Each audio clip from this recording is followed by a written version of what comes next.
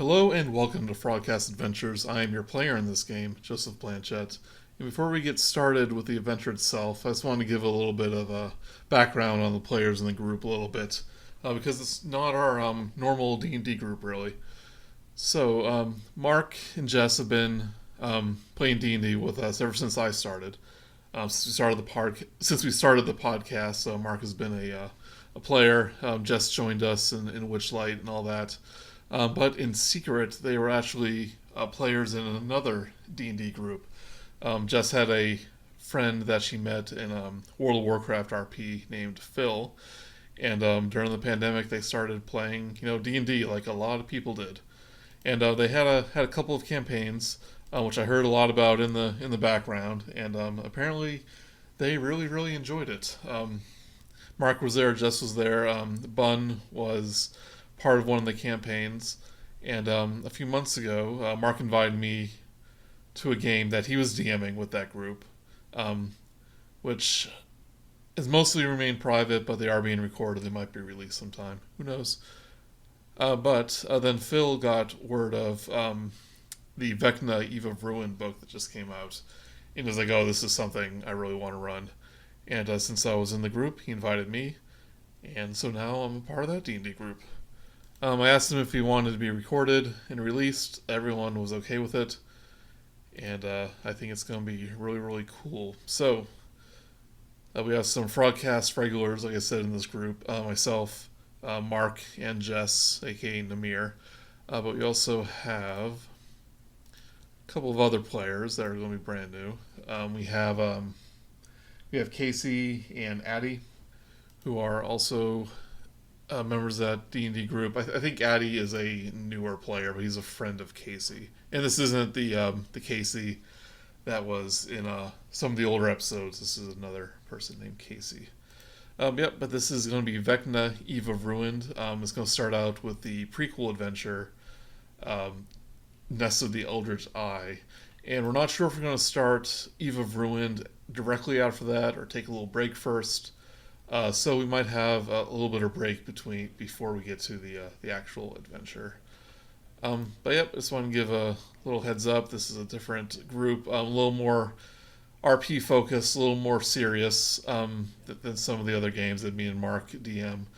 On the scale of Acquisitions Incorporated and Strixhaven being on one end, this is probably on the opposite end of the RP spectrum, but I'm looking forward to this. I've never been in a super RP heavy game, and the Vecna Eve of Ruin book looks really fun.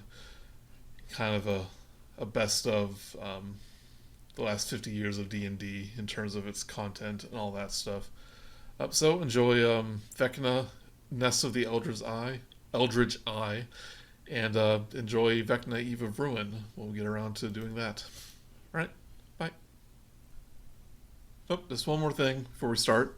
I wanted to say also that Phil uses a custom version of the D&D world in his games. This game is in continuity with his other campaigns, which in the previous one, I guess the big finale was Waterdeep got destroyed when the 9 hells erupted from there or some such, which definitely does not happen in the Forgotten Realms canon.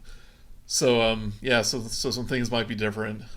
Even though this is a pre-written adventure from Wizards of the Coast, he's obviously going to change things to meet the needs of his story. So some characters or some events might be different from the book. I have a feeling a lot of it's going to be the same, but, if he needs to change something to, to fit the story or the character's story, then some things like that will happen. So if you're expecting to go to Waterdeep in this adventure, it's probably not going to happen. Hopefully it's not a big part of the book. Alright. Enjoy the game again. Bye.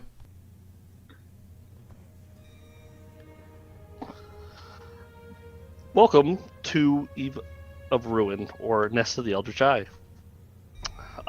Just a little bit about the world. In the aftermath of the devastation along the illustrious Sword Coast, where tales of valor and treachery intertwine amidst the whispers of the sea, a somber peace settles upon the land. Once the grand city of Waterdeep stood as a beacon of civilization, its spires reaching for the heavens and its streets bustling with life. But that was before the infernal hordes descended upon its walls. Led by the malevolent archdevil Mephistopheles himself. The skies darkened with smoke of ruin, and forces of hell clashed against the innocents of Waterdeep. Within moments, the city burned beneath the onslaught of infernal flames, and its proud citizens fought tooth and nail to stem the tide of demonic and devilish invaders. Yet, despite their bravery, they were no match for the cunning power of Mephistopheles. In the darkest hour, when hope had seemed but a flickering candle in the wind, a group of nameless adventurers emerged from the chaos, bound by a shared destiny and fueled by a righteous fury. They dared to confront the Archdevil in his own domain. Through trials and unimaginable sacrifices untold, they vanquished Mephistopheles and cast his infernal legions back into the depths of the Nine Hells. And so, in the wake of the devilish invasion, the Sword Coast finds itself at a crossroads. The scars of war run deep, and memories of Waterdeep's fall weighs heavy on the hearts of its survivors along the sea.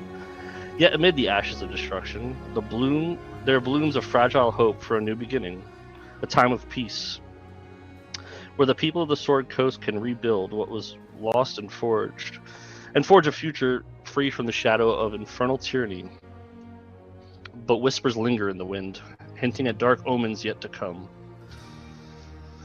The defeat of Mephistopheles 100 years past may have brought temporary respite, but the forces of evil are ever vigilant, and the heroes who once stood against them must remain ever vigilant. The quest for peace is never truly over, and the call to adventure is never far behind. So I welcome you all, again, to Toril. The year is 5091 Dale Reckoning. We don't really keep too much track of the date, aside from the year, it's fine. 5091 Dale Reckoning. Casting our gaze northward, we find ourselves in the Jewel of the North, the city of skilled hands, Nerverwinter. It has been some 50 years since the eruption and death of Neverwinter's former leaders. The city is bustling and diverse, regarded as the most cosmopolitan and cultured city in all of Faerun, according to Volo himself. Until recently, the city was in good standing with the Lord's Alliance, but no longer, thanks to the young Lord Protector. To some, a breath of fresh air in regards to city leadership. Known for its craftfolk and gardeners, the city's multicolored glass lamps, precision water clocks, exquisite jewelry, and magnificent gardens ensured the warm winters were colorful and summers were rich with fresh fruit, even in the greatest depths of winter. Our story starts in the halls of Castle Never, and as we enter into this castle, we hear the sound of slow echoed footsteps throughout a familiar set of scenery for a young lady. And as she looks around these familiar halls, I would like Addie to describe their character.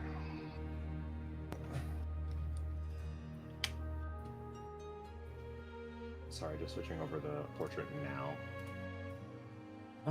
You find in a hall of royals and guards and individuals of all castle variety. There's I wouldn't say out of place because that's unfair to them, but like a guard of sorts, wearing little leathers, little pieces of garbs, very well kept, very clean, fresh, on a human form, somewhere 5'5", 5'6", small woman.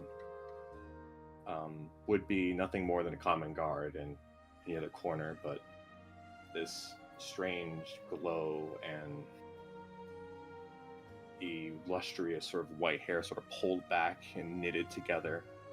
It would shine clear if it wasn't covered in dirt, garbs, and branches of the tree she fell out earlier.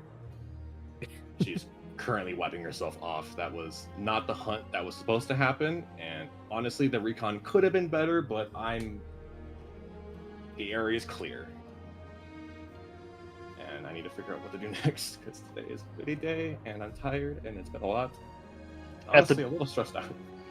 So, what is your name, Addie? I'll introduce that name when we meet someone. Okay. When someone asks me my name. So, at the behest of your uncle, you are here he kind of asks that you kind of return to form, do what you have to do in the time that this is happening. He also explained something that you're familiar with, having been a resident of Nerverwinter most of your life. But your uncle asks that you kind of take up the bow and protect the city while the Beastbane Festival commences. What you know of the Beastbane Festival is every year the Wizards of Ogma and the Maester of Nerverwinter, Olu, they kind of are paid to conjure forth some creatures for the city to fight, and when they conjure them forth, they're well within control, and it's kind of a neat spectacle because you see all sorts of things that people are grouped up to fight, and some people just get together to do it on a whim, but there's always one thing that lures people to this thing, and it's the prize pool brought forth by your Uncle Reynold and the Grand Maester Olu. But so he kind of called you in if you wish to participate. That's still up in the air. You know that this is happening, but he hasn't made any mention. But as you continue through the halls, you make your way towards his door, and standing outside, while there's not many local guards that are just tied to the kingdom itself, having it being mostly mercenary bound, there are a few bound to the castle itself that you would deem royal guards if a royal family was still here. It wouldn't matter to her. She would greet everyone with the same respect. Of course. As you approach the door, you do see the leader of the guard and Reynolds' kind of right hand in the city, outside of his friends that you know. Guard Captain Alexander, he looks to you, gives you a smile. Alex, hey. Apologies, I'm a little late. I have finished up routine on the north side. Just ignore that. She pulls a branch. How did that even... You look a little worse for wear. Yes. Everything go all right? I was moving through. I thought I saw some shadows, and I just ended up hitting some things. Stumbling over your feet again? Yeah. Let's go with that. Yes, stumbled on my feet. Totally got hit in the face by a bird. Well, the old man's wrapping up. He's in there right now. He's got a visitor, but he's expecting you. Yeah, I'll say hi. Greetings. And as Alexander says that, there's like this little flash of blue beneath the door, like and as that happens, you can hear Reynold getting closer and closer to the door, speaking to somebody. You can hear muffled sounds. Oh, you're going to love this flash. And as he opens the door, you can insight if you'd like to know what the blue flash was. I felt like a... First roll the game. Don't blow it. It's fine. I'm good at this. Oh, I don't have Google Chrome on this thing. Well, it should roll in the campaign if you can see that. Well, doing great. We will say that Alexander was distracting you a bit, and as he opens the door, you're greeted by the Lord Protector himself. And do these doors swing outward or inward? They swing inward. Oh no! Noted.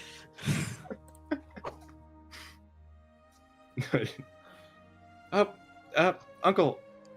You're a little late. It's good to see you. Actually, you're just in time. I was going to call for you. I'm here, ready to do my job. Right. Please, I'm sorry. I'm sorry. Vera. Yes. And as he says that, he steps out of the way, and as he steps out of the way, a kind of taller female is presented to you, and Jess, you can introduce your character. So there is a, like Phil said, kind of tallish, probably about 6 feet or so, wispy, half elf with honey brown skin. She has grayish, like almost looks like she's graying, blackish hair, glittery brown eyes, and she's on her face. She has these like gilded, they look like tattoos, gilded gold and blue. They go on her ears as well in a very weird sort of pattern. Very beautiful, but there's something a little off. Probably the lack of eyebrows. Maybe not. But either way, she looks heavily armored, but quite happy to be there. Immediately, Ellanis will sort of do a curtsy bow. Greetings, Ellanis Vagabond. I'm sorry for the mess. She's normally always like this. It's no big deal. I'm not. I'm better She's a hard-working person. It's no reason to judge her, Vera. I usually present better, especially when it comes to your guests. This one is rather illustrious, but we will keep it on the down low. You say that every time. True. Really, it's nothing so much so. Well, how does my uncle know you? She has been sent to kind of not so much follow in your footsteps, but I felt it appropriate that she joins you in your endeavors for a bit. You can show her. I'm sure you could show her the city. I figured you were returning for not only the Beastbane Festival, but also to defend it. Yeah. Definitely. Convincing. Can we talk real quick? Okay. Vera, one moment, please. Of course. Dude, like, there are a lot of people better. Like, I started, like, I know, like, I've been working, I'm a mercenary. Like, you can choose anyone else, you know that. I know, but there's no one I trust more, and he gives you this large, charismatic smile. Fine. Listen, it's you or Maddox, and Maddox is a very busy man. No, you know what? Fair enough. Nice to meet you. We'll be going around town, making sure that I can show you the routes and where we need to be going. Excellent. I will be joining you, but with so much to do, I have to meet with Olu and Danella and Harvin and make sure that all of the money is in the proper places for the event. Vera, I know this is sudden, but I'm sure that you could certainly partake yourself, someone of your stature. I'm sure that you weren't sent without proper precautions. There's no need for concern. Excellent. That said, I did go ahead and hire one more to join you. It's an old veteran. He works with the city very, very often. But what did I leave him? Should we just... Driftwood, right. Please head to Driftwood Tavern. It's not far from here. Yeah. I think once you see him, green complexion, kind of a grizzled guy, you'll know the man. His name is Canis. I hear like a... Oh. Canis? Understood. Right. Well, Vera? You have... Yeah. Go ahead. No, it's just like she's like, you have work to do. I get it. Right. Please I will breathe. catch up with all of you. Bye. Go ahead and when you are all finished and you gather Canis, I have 2 more people that I have to meet with, and then maybe they'll be joining you. I have to be going, and he kind of like grabs his bag, and he got papers falling out of it, Yeah, and he stuffs them back in there. Yeah, you like this, load it like that. Come on. Good. and then he makes his way out of the castle with Alexander in tow, and you know that he's definitely heading towards Maddox at the Shard of Night. Yeah, not my problem. Is he always so He's frazzled? Give him the benefit of the doubt. As much as he may seem to be handling everything at once, even if he has only 2 hands, it's done a lot of work. It means a lot that he still cares. Oh, it wasn't a slight against him or his character. I was just curious. Oh, absolutely. Every day. It's always leaving something around, doing something. But it's for later. But, All right. I'm sorry. He didn't really explain where anything. Usually, most of his guests have some sort of background or came from some place or some family. I just want to make sure if I need any more royalties or if I should be doing anything. No, I just nothing terribly special. Just a spell god from Silvery Moon. That's all. Would she know that? She is well aware of Silvery Moon, and you I'm know just wondering that how much she would know about them. I know just not very an much. elven city. Yeah, she's as much as that. Well, welcome to Neverwinter. Thank you. Let's do a bit of a tour, and I had a couple of points on the way to Driftwood. Not my favorite tavern, but it's fine. That all seems very exciting to me. Oh, don't worry, the city is quite alive today. Yeah, as you guys make your way out of the castle, and as they say that, it's just bustle all over the city itself. Let me do this.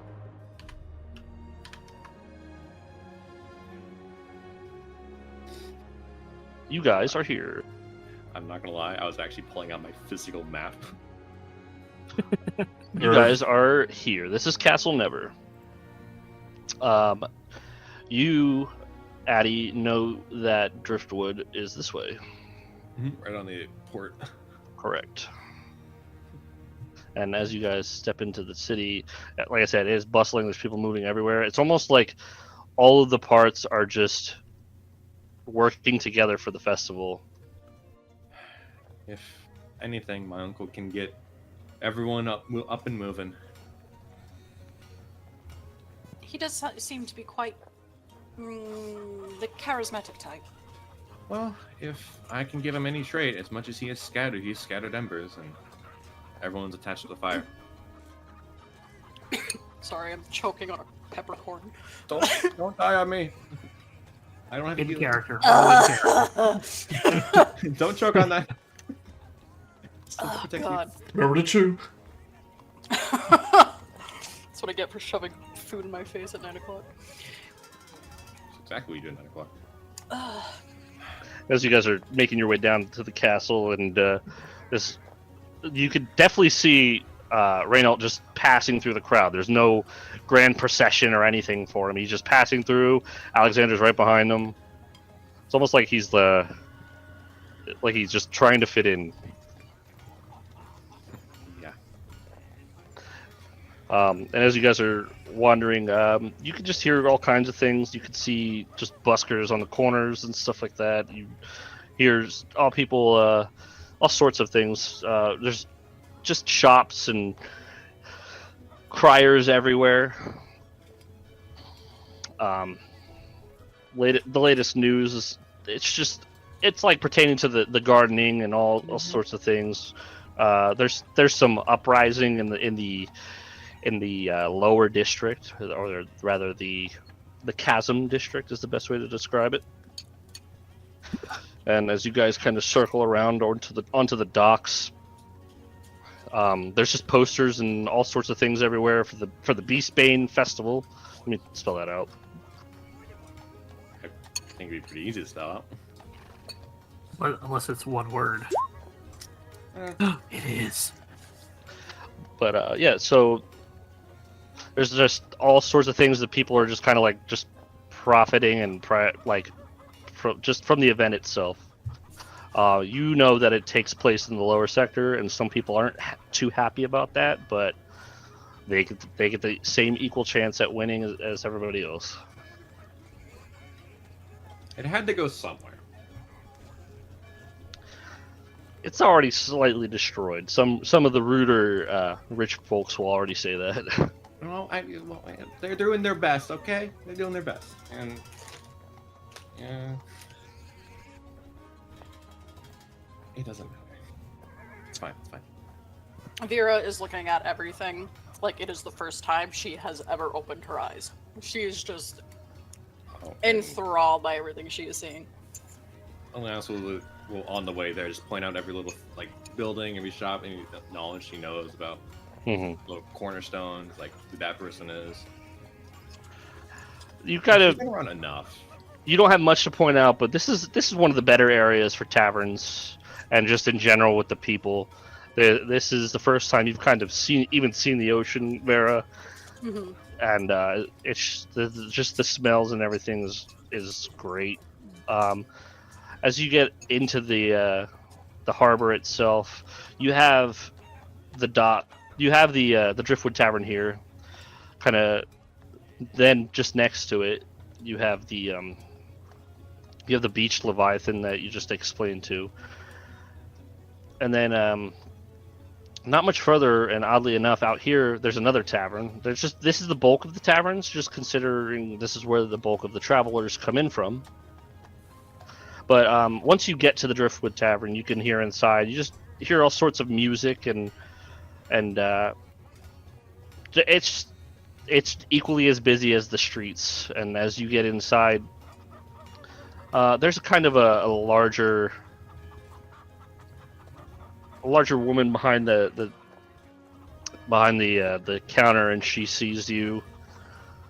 And seated in front of her, along the entirety of this large oaken bar, it's just a bunch of just varying sailors and vagrants and all sorts of just people tending to and just kind of preparing. You also can see some other people here, kind of like a blue faced, kind of like a, oddly enough, she's got fangs and pointy ears, and she's accompanied by some other interesting looking individuals that you've seen here once or twice. But nobody really stands out, but you guys can go ahead and roll a perception check. I might be good at these. Ooh, perception. We are rolling great tonight. Hell yeah, we are. 21. 12. Okay. Vera, you're not really sure the description fits, but you do see an older gentleman in the corner, green complexion, kind of salt and peppery hair. Joey, go ahead and describe your character.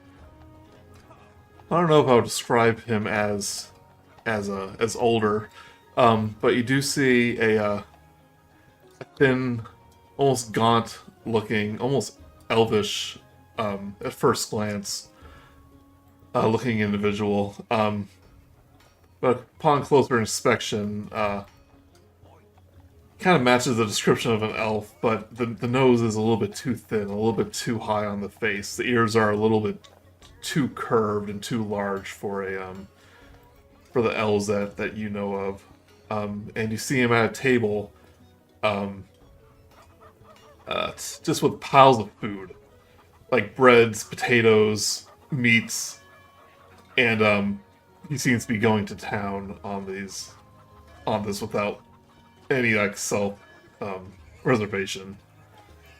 And you're probably almost surprised that such a thin person, can eat all this food without messing up his figure per se. But yep, green skin, little dots around the cheeks, salt and pepper hair.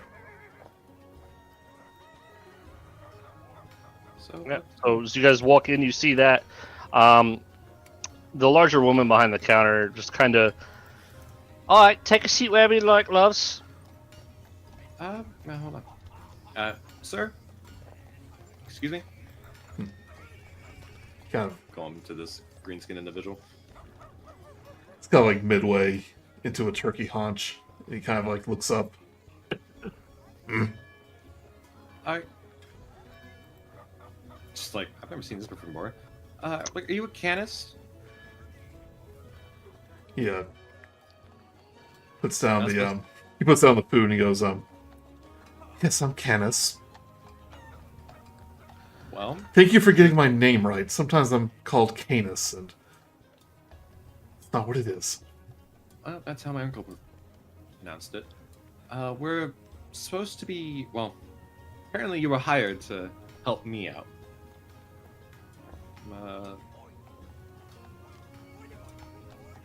You were hired for a job, correct? Joey, to your knowledge, the Lord Protector did send for you. He sent that you will be picked up, and you expressed interest in participating in the festival itself. For security, right? Basically, like You, the peace. if you wanted to keep the peace up until participation, if you wanted to participate, you can. Which he said he encouraged you to, because the rewards are pretty nice. Yes, I was asked to keep the peace, keep things in order, and to participate in your savage celebration. It's. Well, I think is a very community event, but to each their own. It's a little weird. I guess introduction starter. My name is Ellanis. Vagabond. He gives a little nod, like a polite nod. She does hold out her hand for a handshake. He looks at it awkwardly for a moment, and he goes, "Oh yes, handshake," and he will Yes. reach out a greasy hand.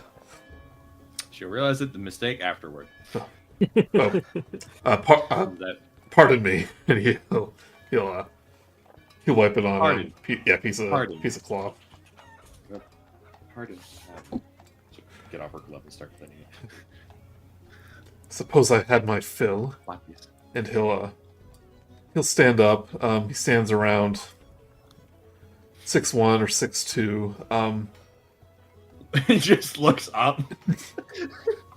and even in his full set of like a male armor, he still looks almost skeletal in his frame. Like a person this thin like shouldn't be able to like walk around and wear this heavy armor. Like She's 5'4". Just looking up at you. Vera, what are you doing at this time? Vera is just. She's got that childlike wonder, amazement. She's looking around at everything, and then she'll. Sorry. Continue. She'll. Eventually, she'll turn around and start looking for Ellanis, and then. Oh, and then she'll kind of like toddle over. This is someone we're looking for. Yes, Canis.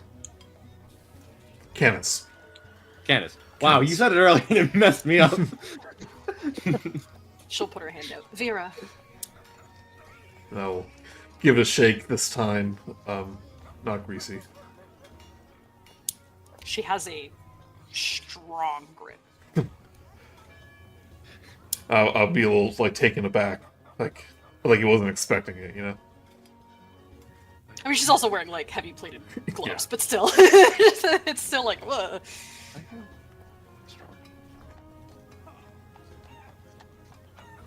Well, if As you guys are chatting, the tender of the bar, Madame Rosine, comes over. All right, you lot need anything else? Can I take this? How do you say? What's the word?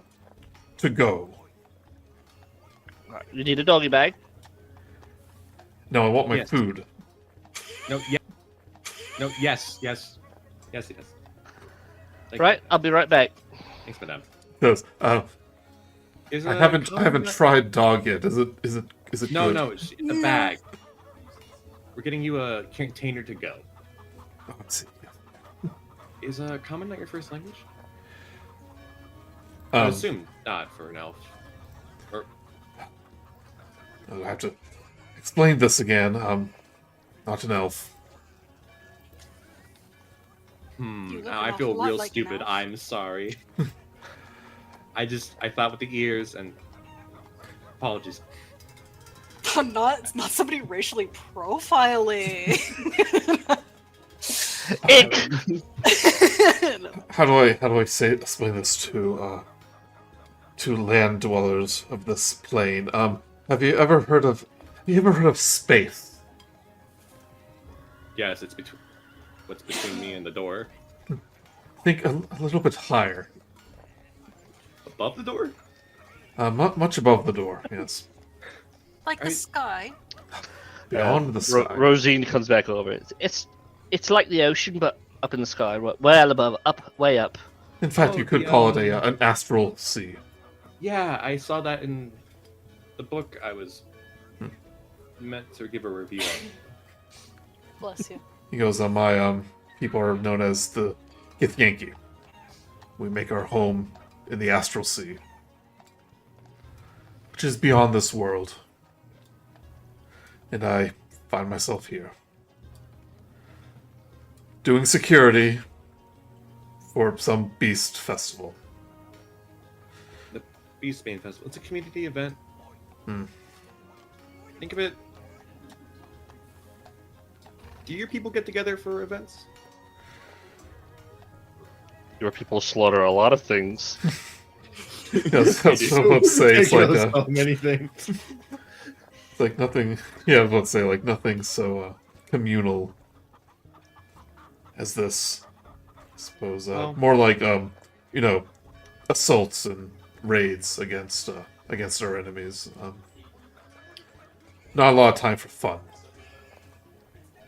I don't know how to talk to you. As you guys are chatting, she sets the bags down, and you guys kind of gather up the food. Canis, I'm sure you gather up most of it. And as that happens, and you're gathering up the food, you just outside the door, you hear some running, and then you just hear the shouts of "Stop! Thief! Help!" And they just start running. This group of this older man chasing down this very short statured band, almost like a thief running through the crowd. You can tell he's like making his way through real quickly. Yeah. Hold on. Here's that. I have to obligatory. I run outside. I immediately try to daft where he is.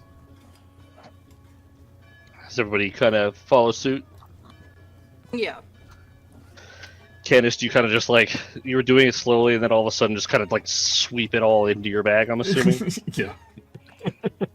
kind of it's just kind of the gig when you're in town, Canis. I take like one last sip of wine before I head out, and as you're running out, Madame Rosine's like, "I'll put it on your tab." Put it on mine. I'll pay for it later. As you guys run out and start chasing this thief, we're gonna shift focuses a little bit here. As you guys kind of chase off after this thief, you kind of come to this. We come to this like darker, more ruined building, but at the same time, it's kind of the aesthetic is the best way to describe it. It's this tower of just black stone that kind of just rises, not to the sky, but it's high enough that it stands out. It's nothing like the cloak tower that is often seen to the east, but Oordem and we'll say Garret, you guys have finally met up, kind of just friends, not friends, but acquaintances sticking together. But you come here and it's kind of I don't want to say scary, but more intimidating. As you're standing there, and you're looking through through your instructions, Oordem, you kind of you're used to this, but go ahead and describe your character as you're like looking through your instructions there.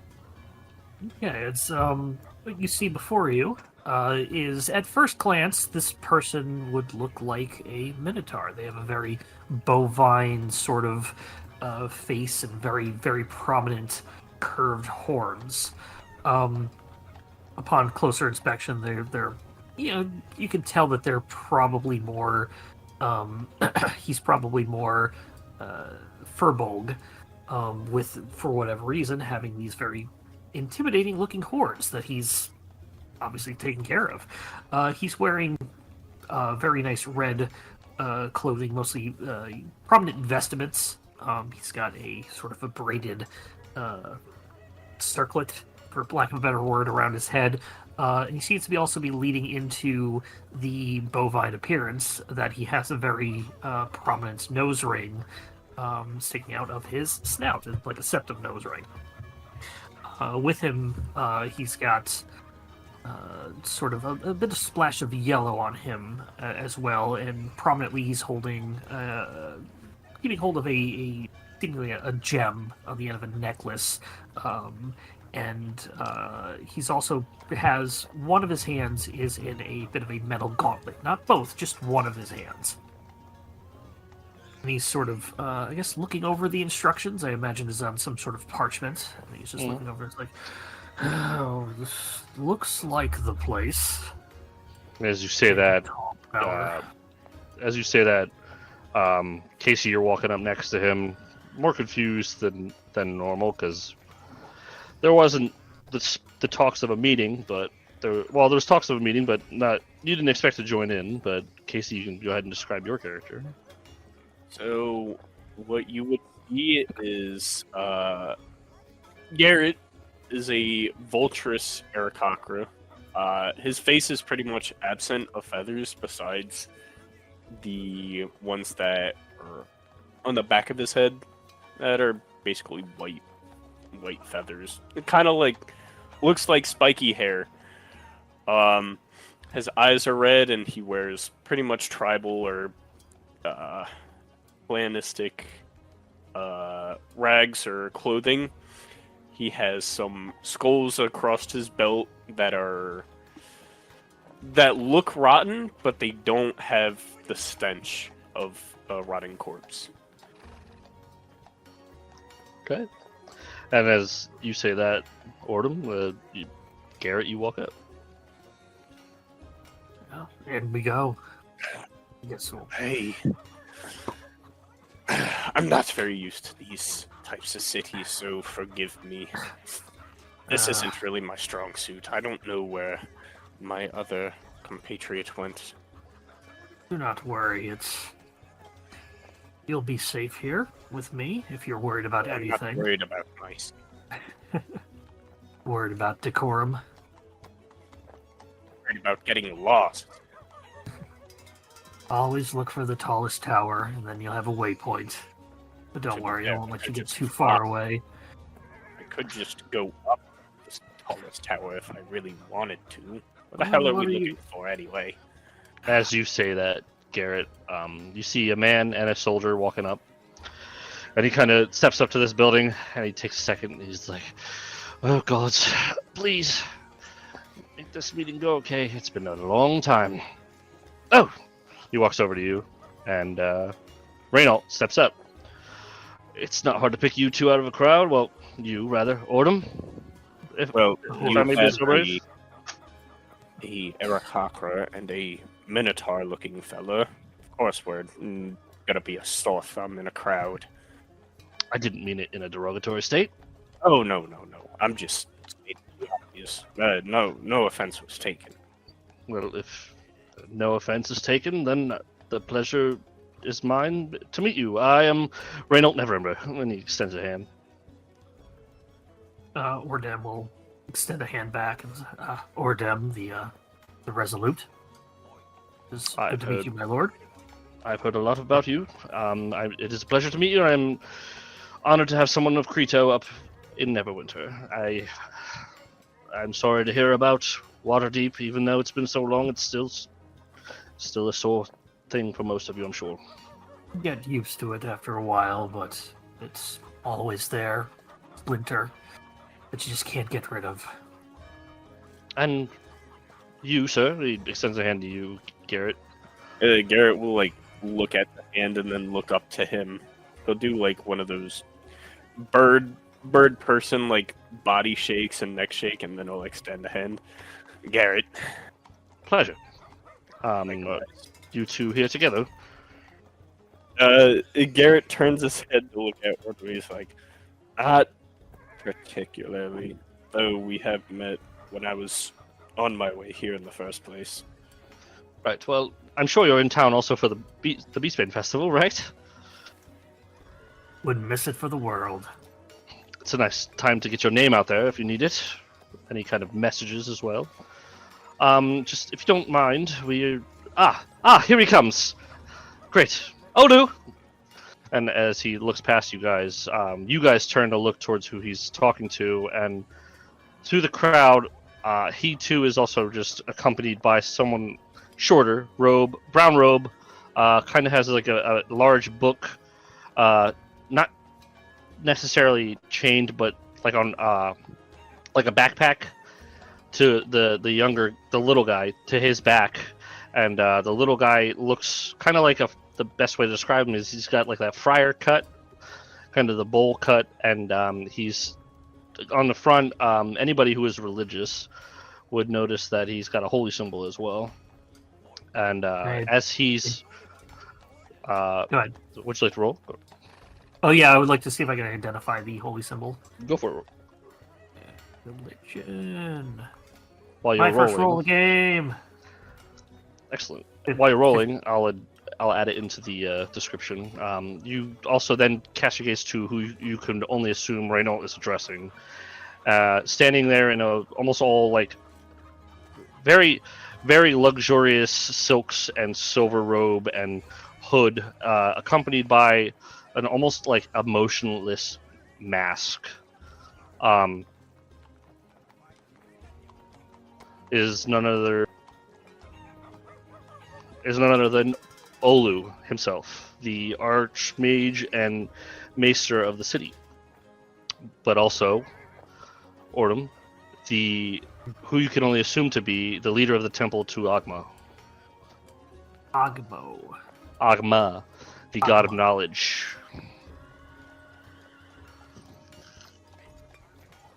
And as he approaches, he's... Good evening, my lord.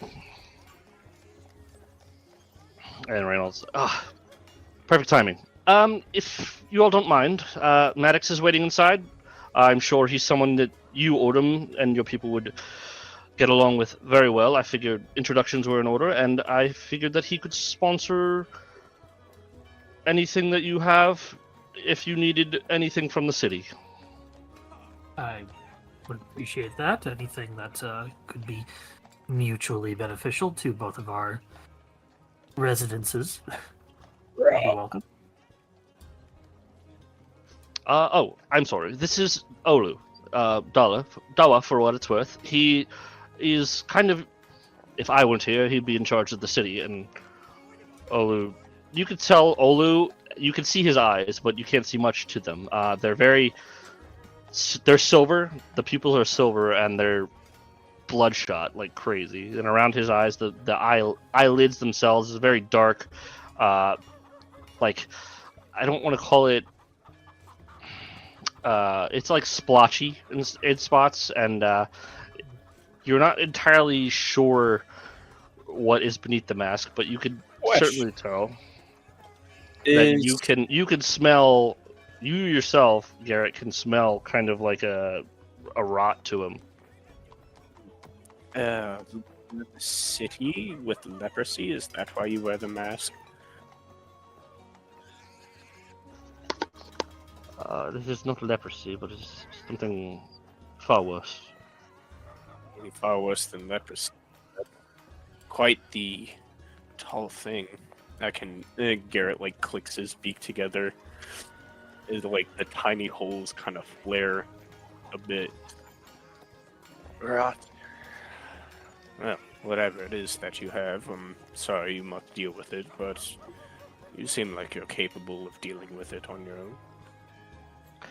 Ambition is very. It's a poison. I'm riddled with it, but I get along swimmingly. I keep my mind occupied here. Very much so. Right, now that pleasantries are out of the way, Reynoldt says, let's move inside. When we get inside, please do not upset him. He's very friendly, but he's only friendly to Olu, myself, and a couple others.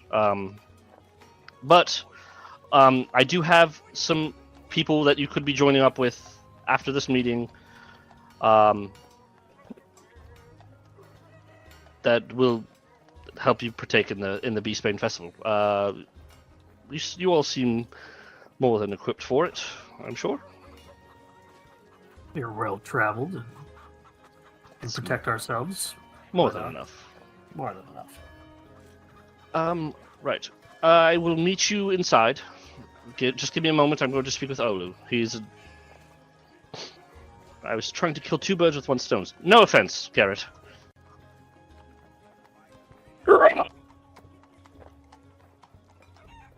So he pulls Olu off to the side. Sorry, go ahead. He pulls Olu off to the side and begins like talking to his ear, and Olu's just nodding along. Sort of, kind of like put his hand on Garrett's back and just sort of like lead him inside just to make sure he's not, gonna react to that idiom. No, don't. Garrett kind of like lightly takes the hand. Trust me, I'm not easily offended. What is with you? And Garrett like goes in. Just trying to keep things. City life gotten so soft. I guess trying to keep things as professional as possible. Don't want to. Yeah, as Garrett is walking in, he turns around to look at Oordem, and he's like, "Well, that's not the case for me because I'm, as far as pleasantries and being super formal, that's not my style. So I can do without it." Continue walking back in. Don't take me for being a pompous prick, by the way. I'm just a simple bird. I do not at all. Do not worry. I merely want to make sure that you are not stepping out of the boundaries that someone else has established for you, who we're meeting. As you guys are walking into this, I guess we'll call it like a foyer. There's two guys at a next door, like it's the foyer and then another door into the building. And as you two are talking and you're getting closer towards the door, like you're walking and going about your business, Oordem, you're all of a sudden not Oordem, Garret, you're all of a sudden just like, and like pushed against the wall and somebody's like patting you down. And as you look back, it's like this. It's this larger half orc that's just it's got the equivalent of sunglasses on, and he's got this nice vest, but no shirt underneath it. A warning first would have been nice. He just keeps going about his business. He doesn't say anything. And as he's patting you down, the other one comes up to you, Oordem, and he's get against the wall. Does he pull out the thing? The what? No. He's just patting you down. He's just he does feel it, and he's, you a wizard? Yes. No funny business when you're in there. I don't plan on it. Good. So then Oordem kind of moves to you and starts patting you down, and then as he's patting you down, Reynoldt comes in. That won't be necessary. Come on. And the guys kind of just back off. I pat myself down just to make sure nothing was taken. Nothing's taken. They're very clearly just doing their job. Yep. I'll kind of glare at the one that was looking at me as I was going past in a not sort of threatening, just sort of an intimidating sort of way. As you guys go into the next room, it's just almost like not a great hall, but it's just a large room. And at the end of it's like 4 tables, and then at the end of the 4 tables, up a little like staired dais. You can tell this place used to probably be a temple. Sitting this larger gentleman. He's accompanied by some people. Like one of them is a smaller halfling, and the halfling's kind of just standing on a box, not a box per se, but a stool, and he's kind of going over this paperwork with this larger gentleman who's sitting in a chair. You can't really see him until he kind of like leans forward, and you can see him strike a match. And as he strikes a match, he puts a cigar in his mouth, and it reveals that there's this giant, very well dressed bugbear.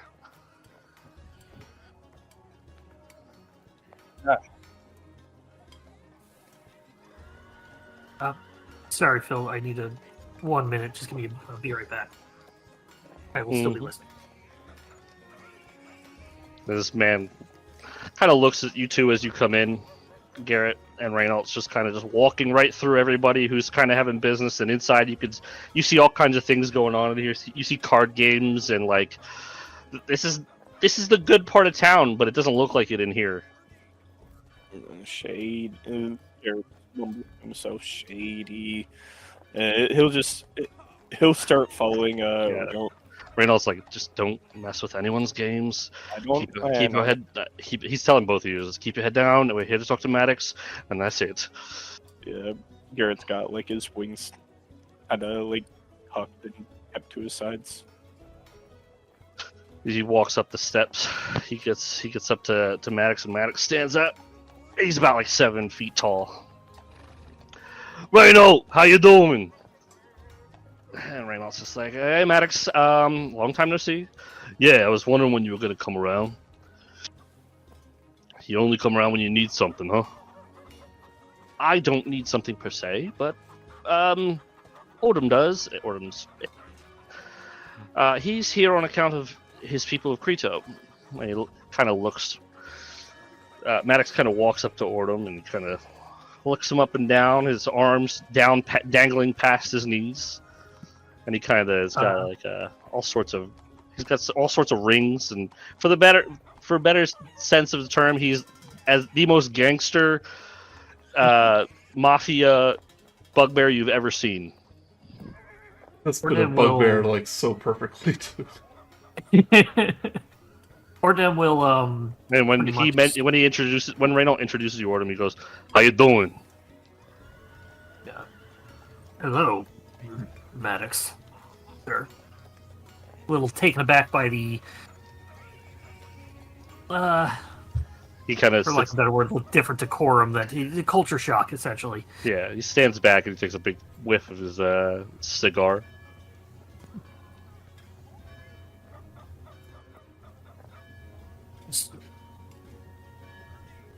Anyway, Yeah. you're here for Credo, huh? Yes,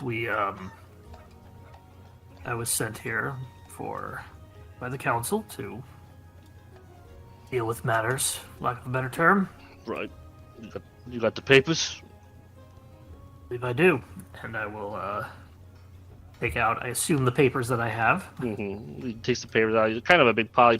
You hand them to him, and he reaches for them from 10 feet away. He grabs them, and he's kind of just sifting through them quick. He looks up to you, and then he looks to Garret, and he looks back to Reynolds.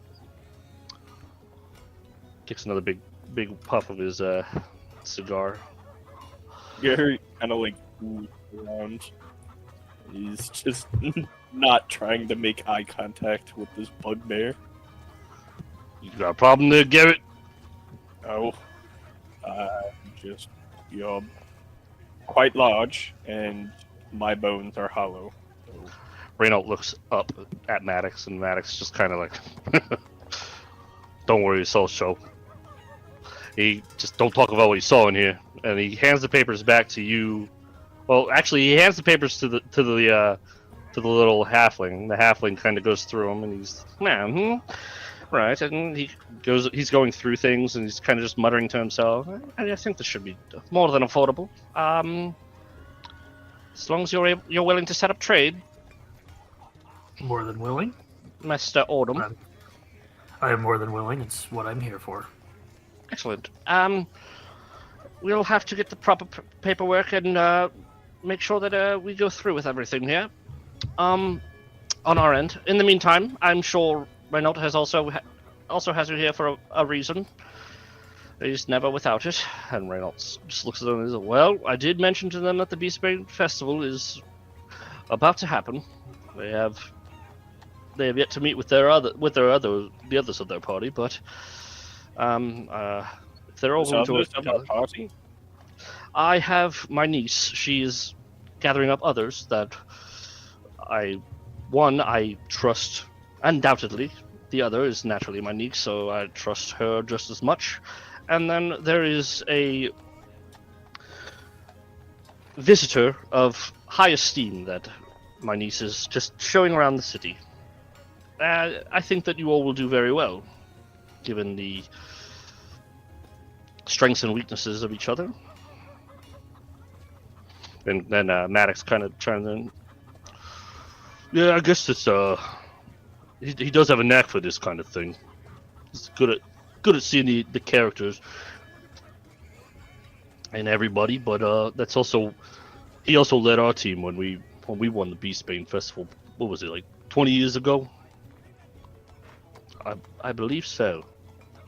What exactly entails this festival? You haven't heard of it? I am not from that place. Right. Well, what happens is that the man in the mask, I'm sure you met him outside.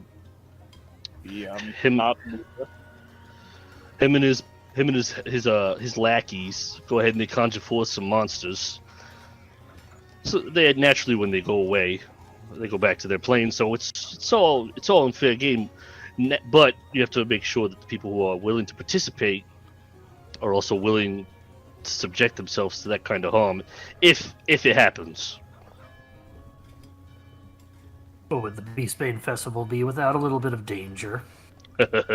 Right? That's what I'm talking about.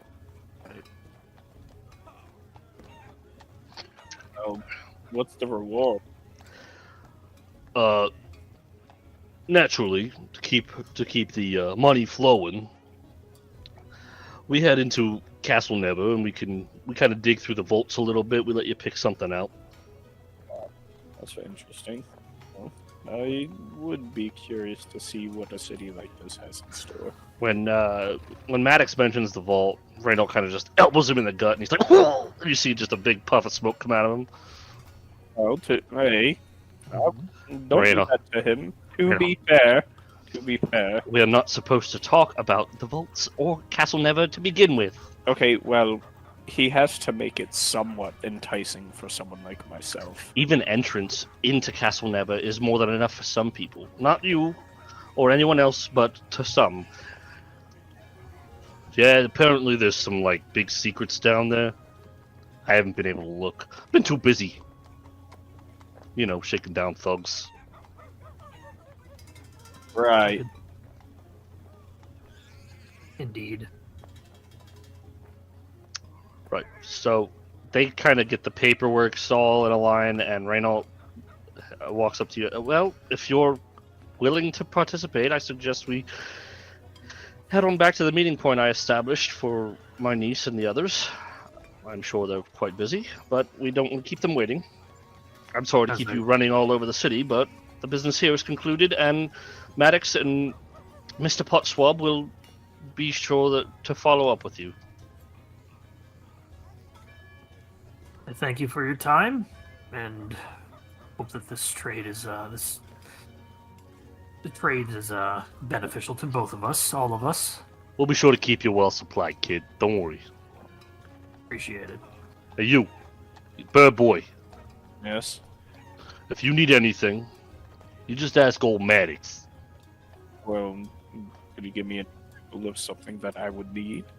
Because to be fair, it sounds like you're setting up a caravan or trade thing, and to be honest, I have no caravan, but I do work with some people that are in a joint relationship with my people and their people, and we help them out, they help us out, but more supplies and whatnot.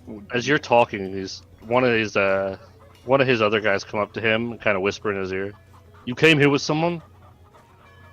I did. When you're done here, you get him. You and him come to me. We'll make something happen. Okay. Am I gonna get struck down again at the front? No, I'll make sure it doesn't happen to you again. Go at me. And as the half-orc that whispers in his ear starts walking away, he grabs him from 10 feet away, pulls him back, and he's like, "We're gonna make sure it doesn't happen, alright?" And the half-orc's just like, "Yeah." Garret actually chuckles. Thank you. Now get going, kids. I got a lot of business to tend to. You too, Reno. Good seeing you. You were serious about the going into the castle vault, by the way? As you guys are walking out with Reno, he's like, "Yes, he was serious. Yes. The vault works weirdly, but we'll pull things from it." Weirdly, how so? I'm guessing it's some sort of magical barrier that... I could begin to explain Castle Never to you, and we'd die before I'd finish. I have not even been through 25% of that castle. Oh, fair enough. And with that, he kind of whisks you guys off. You guys can see that a lot of the city is kind of, as you guys step outside, just kind of starting to migrate down.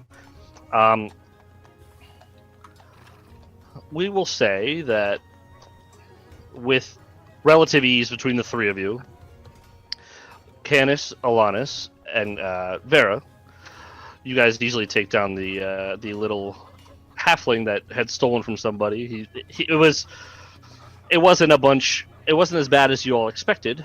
He had stolen like 12 gold, and this guard it happens almost every day, and the guard was kind of sick of it. But both the guard and the thief kind of have this odd rapport of don't let it happen again, kind of, and they let it slide.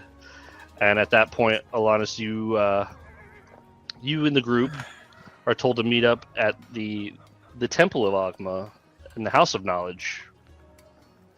Weird, but okay. But that's where your uncle will be meeting you. At which point that is right here. Yeah, crossing the bridge and getting there, and this is getting weird. So near the end of the day, you guys kind of all just begin to converge at the Temple of Ogma itself. Things are starting to kind of take a weird turn, but that's usually what starts to happen when the Beastbane Festival starts to begin.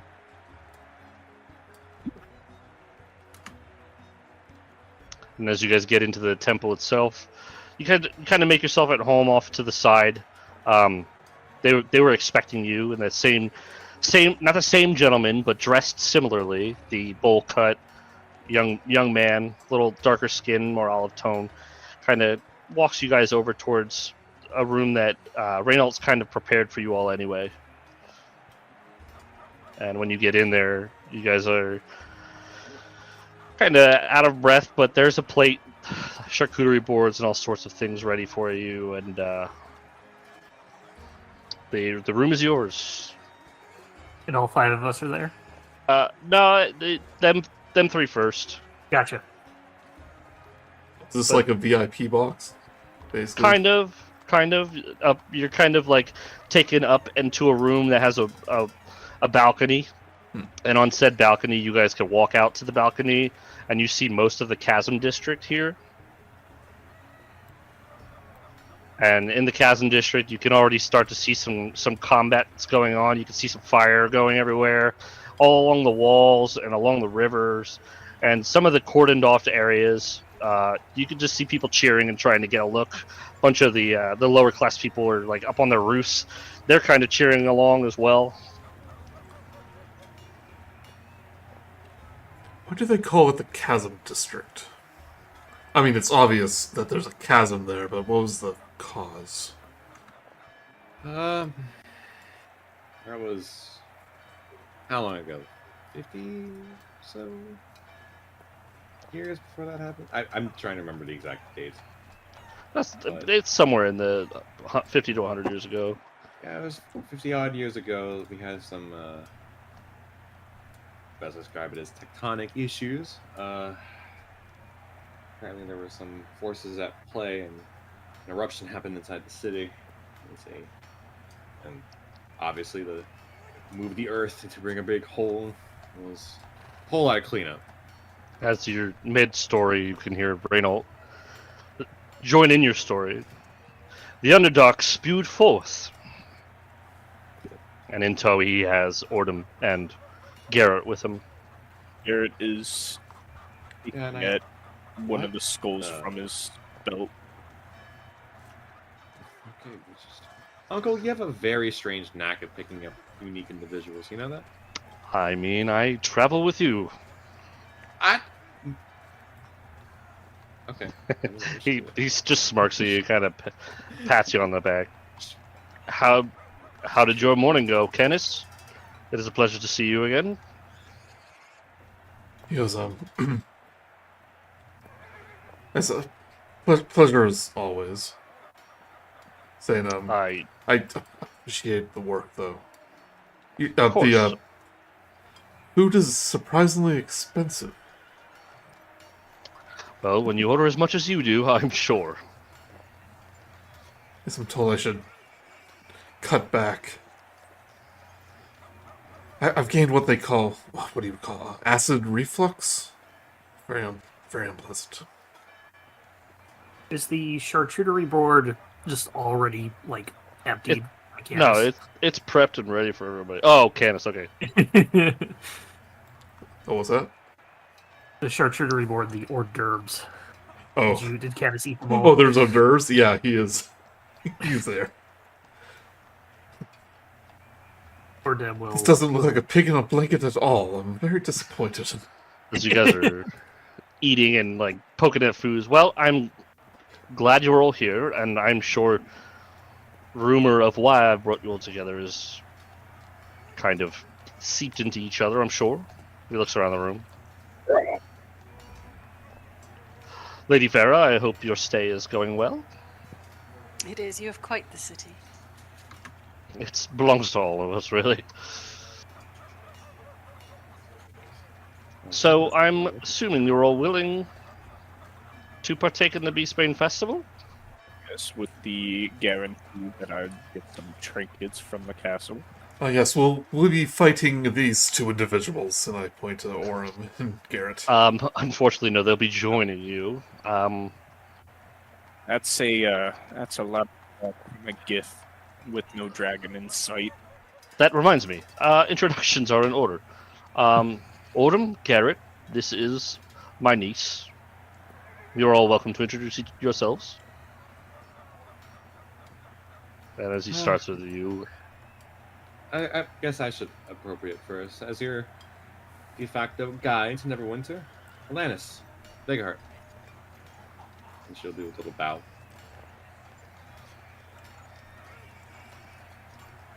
Very We're nice done. to meet you. Yes, and quick question. pleasure. I'm just like, how am I looking up at everyone? Oordem's... How tall are you? Yeah. 5'4". Yeah, I'd say Garret is... Aarakocra aren't too tall. I'd say he's probably like 5'6", maybe. Yeah. Oordem is about 6 feet, probably without the horns. And I I'm a just- hunchback. I just want to make sure in my head I have like the figures like in order. Yeah, Oh. Oordem towers probably over you. But he gives a sort of stern but gentle sort of nod as of nice to meet you. My pleasure. The city. I hope nothing's been too rude. It's been a little bit different than I expected, but city is a lovely place.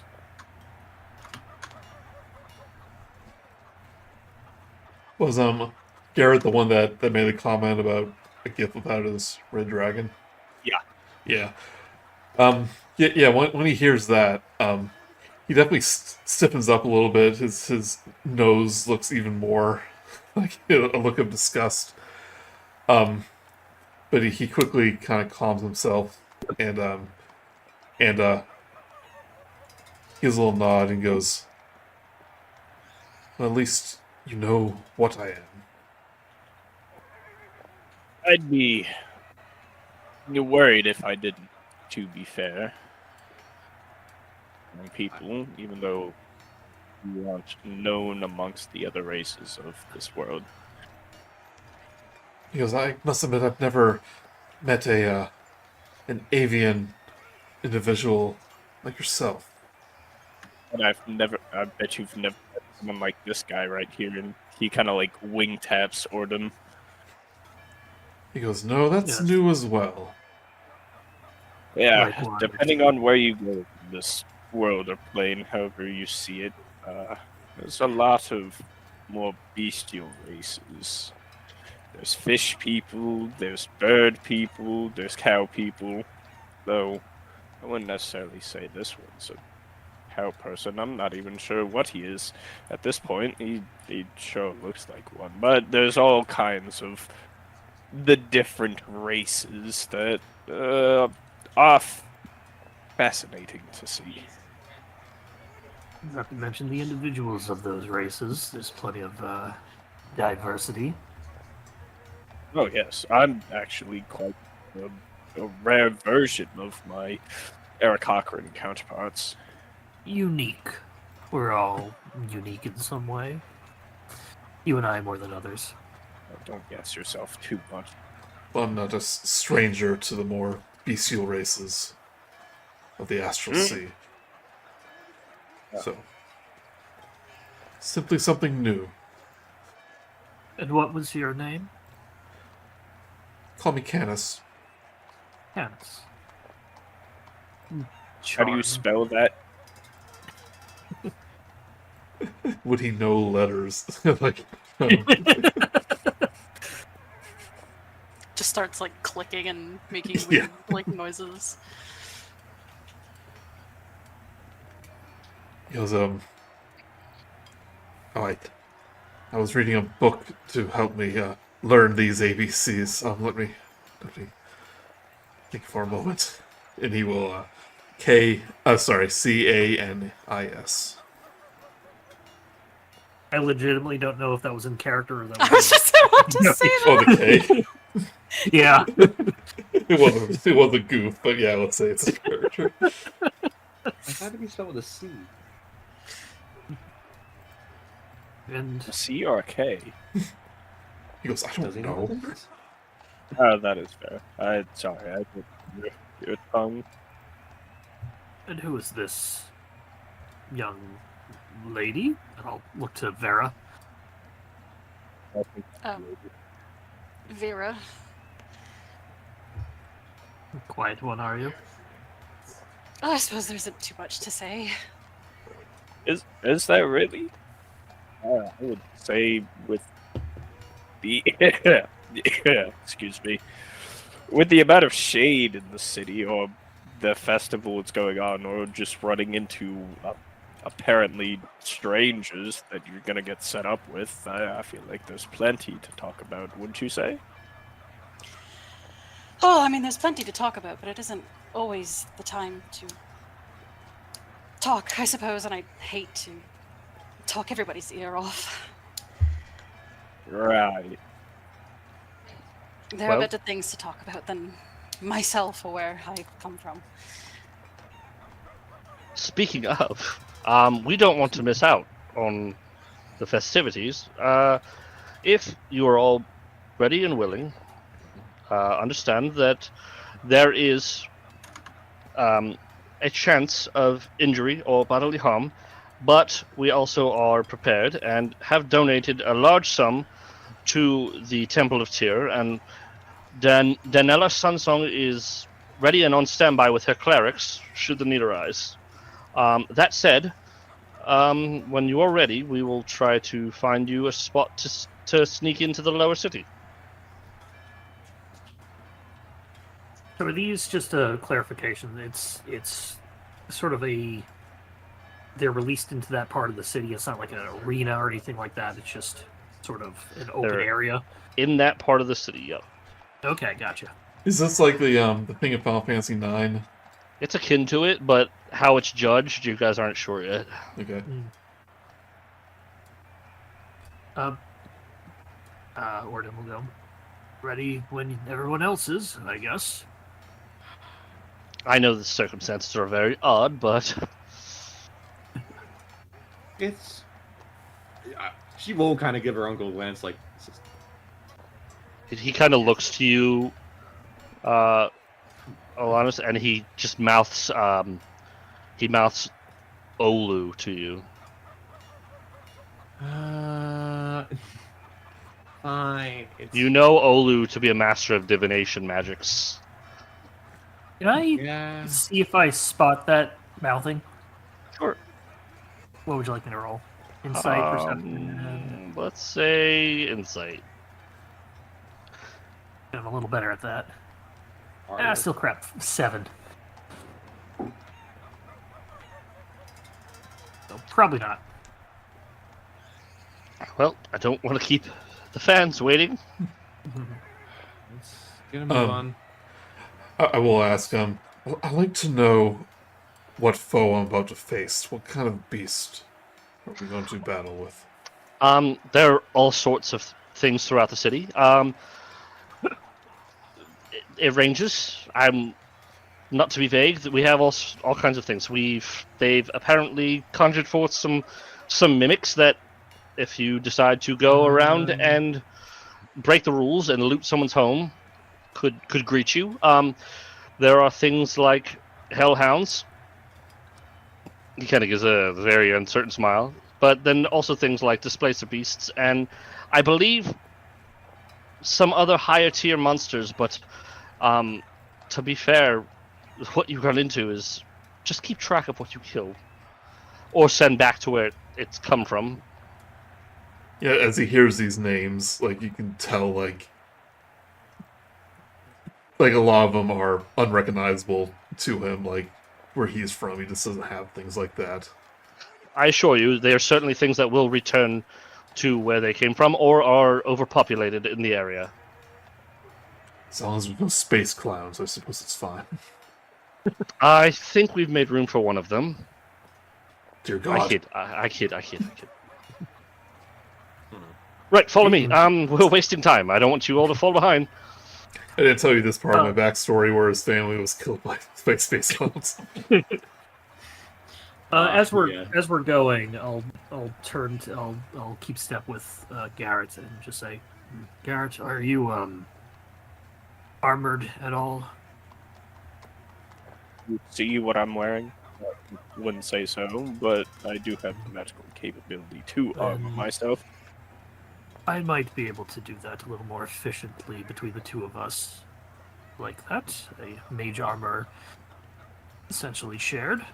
Well, not shared, but duplicated. Save yourself a spell slot for when we're out there. Entirely up to you. Wait, I'm sorry. Come again? Would you like a complimentary mage armor? No. By all means, I could do that myself. Thank you. Don't worry. What I'm saying is that I can do it for both of us in one go. Yeah, you could save yourself the spell slot. Yeah. Essentially, mechanically, I'm saying I can win the spell basically for the cost of one spell slot. You know, one use of meta magic, while you can save an entire spell slot. Well, if you're offering, go ahead. I won't say anything. Always offering, So, as you guys kind of like, as you guys kind of like walk through the temple and get prepared and kind of grab the last bits and crumbs of whatever food you need, walks you through the town, gets you closer and closer to the lower districts of the city. As you get through the lower districts of the city, he kind of gets some dirty looks, but it's normal. Some of these people are, it's obvious they're not better off. Some people walk up to him and kind of like praise him and thank him, but he kind of like tries to keep moving because he looks back to you guys. And as that happens, he gets you to this one quarter, and at the end of the road, there's all sorts of like mercenaries and wizards and such throughout the city that you can see them kind of like ready to just intercept anything that's ready to leave the area. And you get to this one point here in the road here, and he looks to you all. He's like, "Well, I wish you all good luck. If you have each other's backs, as my friends and I did, you'll be certain to make it out alive." And he walks over to you. We'll be placing ourselves up top. And I did cast that mage armor, so you do have mage armor. Right. He walks over to you, Ellanis. He kind of like puts his hand on his shoulder and pats your face. Yeah. It'll be fine. That's okay. I have faith. Good luck, everyone.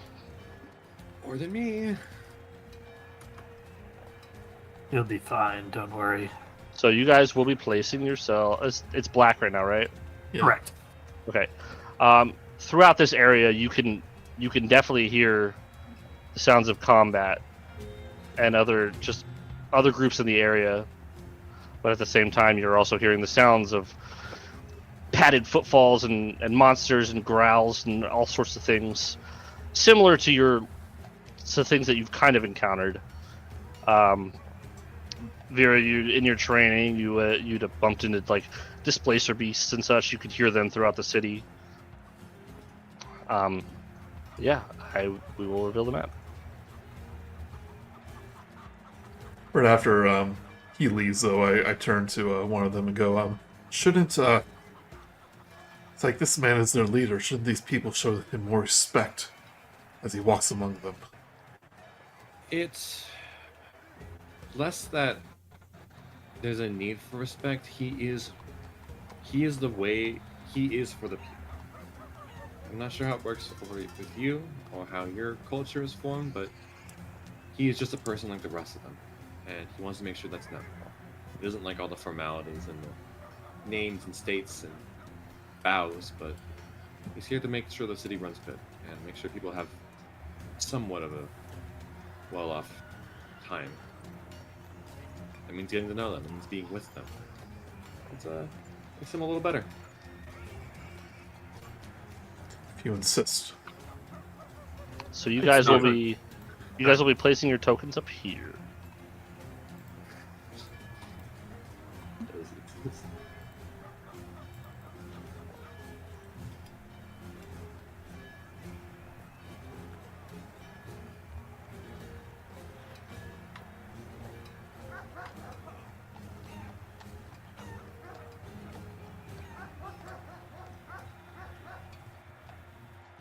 Garret, can you place your token? Yeah, just sorry, sure I was just arranging my dice. Mm-hmm. All right, so for the sake of this event, obviously it's a level 3 event, and what you guys see in here, you can see the tail end of this. This appears to be dark elf figure, kind of like sending spells in this direction for the most part. Beyond that, you can hear combat and the sounds of violent dogs and more like feline growls in that direction. Beyond the alleyways, you do hear some padded footfalls and some screams of like nearby, I guess, victims of some of the other enemies. But yeah, the map is yours. Did we learn the rules? Just when we kill beasts, we'll Hit He points. literally just said keep track of what you kill. Okay, yeah. And you guys are a team, so it's all together. How high up is the place? Like, how high up could I fly? Within reason, they don't want you like flying all over the place, but I mean the roofs aren't too high. I'd say they're probably about 15 to 20 feet up. Okay. I will fly up to one of the roofs. That way I can kind of like scout and search the area. Okay. As you fly up there, you do happen to reveal down this corridor. You see a group of like 2 or 3 adventurers that were taken out, and this displacer beast is kind of feasting on what remains of the adventurers who, what's the better word, bit off more than they could chew. Okay. So what you do with that information is up to you. But you guys could definitely see. Well, there is a ledge here, but you guys could definitely see some smoke and smolder coming from this hellhound. Everyone as a whole. So what we'll do is I'm going to pull up the initiative tracker.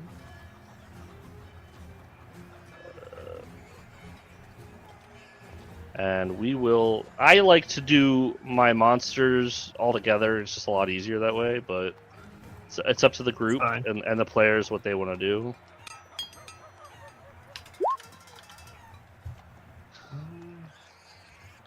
For the sake of this fight here, these guys are very distracted.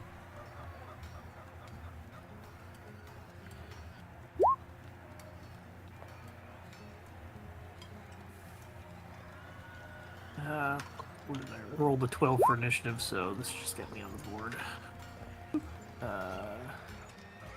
Boop. Up here.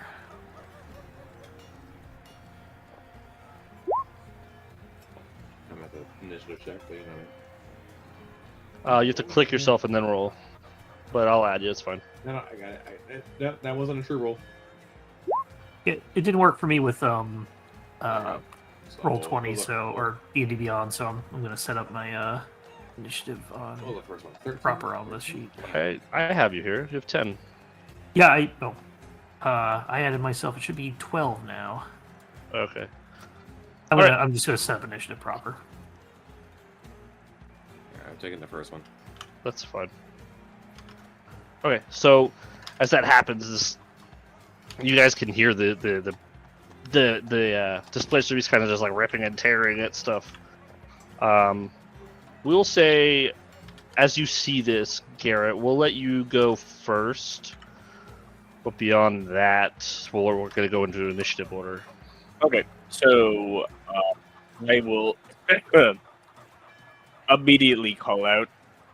I'll like look down at them to your left, and I will start off pretty spicy with a scorching ray at the displacer beast. All right, go ahead, knock yourself out. Starting off strong. All right. Well, one of those, that one, amazing. Then a 17 and a I suck at math. 15. Those two will hit. Ooh.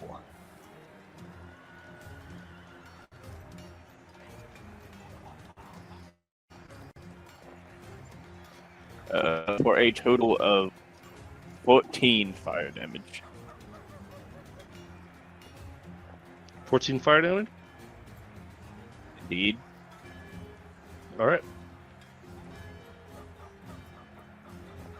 As you hit it in the back, it kind of sears into it, and it looks to you. Oh, At which point, we will say it is up. Just for fairness of, what's it called? The initiative. Basically, Kasey got a surprise round. Yeah, essentially, because he flew up there called them out and then immediately did his thing. Yeah. But it will look to you, Garret, and it will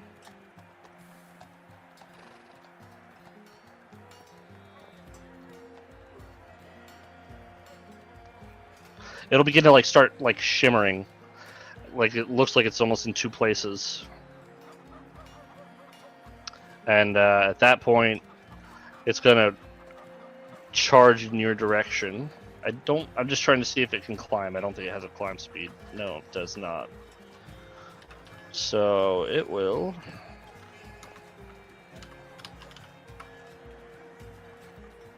Try to jump. Yeah, it's gonna jump and kind of latch onto the wall, and it's just clearly going for Garret at this point. At which point, I believe Ellanis is up. Yeah, that's a whole ass monster. Yeah, as it jumps, it kind of breaks into the wall. You see its claws digging down as it's sliding. All the plasters falling off the wall. Let's see, what can I do? It is displaced. It is displaced at the moment, so any attacks will have disadvantage. Well, I just have to trust that I can hit this.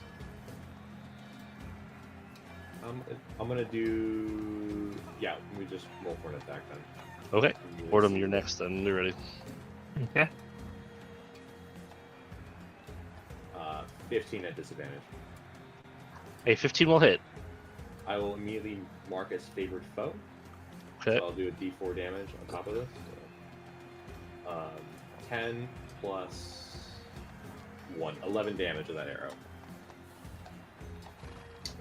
She's immediately seeing the beast just sort of crawl or latch onto the wall. She's like, "Oh, okay, we're just doing this," and just in the swift motion, the arrow flies. As it jumps and starts to climb up the wall, it shockingly gets shot in between the ribs, and as it does, you hear that. And it turns and looks towards you guys, and as it does, you can see it kind of just begin to slide down the wall. Easier prey.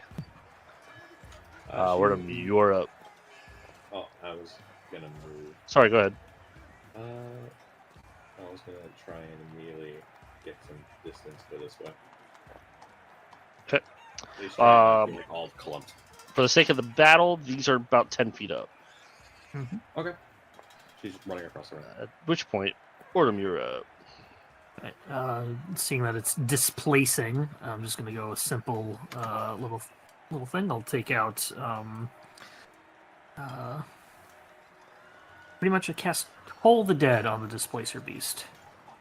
Okay. He's a DC 14 Wisdom saving throw. You guys aren't seeing my rolls, right? Correct. Good. Okay, go ahead and roll your damage. It seems very distracted as it watches Ellanis run by. That hurts with a D12 2. Let me see if I have anything. I don't think I have anything at this point that can modify that. So, a miserable 2. Okay. Don't have my sea legs yet. I'm going to go ahead and head this way. Get a little bit of cover behind some of these Little half wall. walls. Yeah, and I'm also going to, in my free hand, take out just to hold the whip. I have a whip. Okay. I believe at that point, Canis, you're up. Vera, you're next, so be ready. Shall unsheath my sword, which Before your turn, we do I play flanking, so okay. it helps the melee. Would he be considered flanking on the roof there? No, but if you and Vera want to work together on it, you can.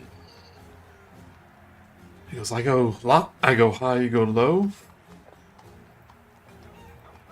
She pulls out her sword and ready and nods at you. And I sheath my sword, which is silvered. and I will cast a Divine Favor.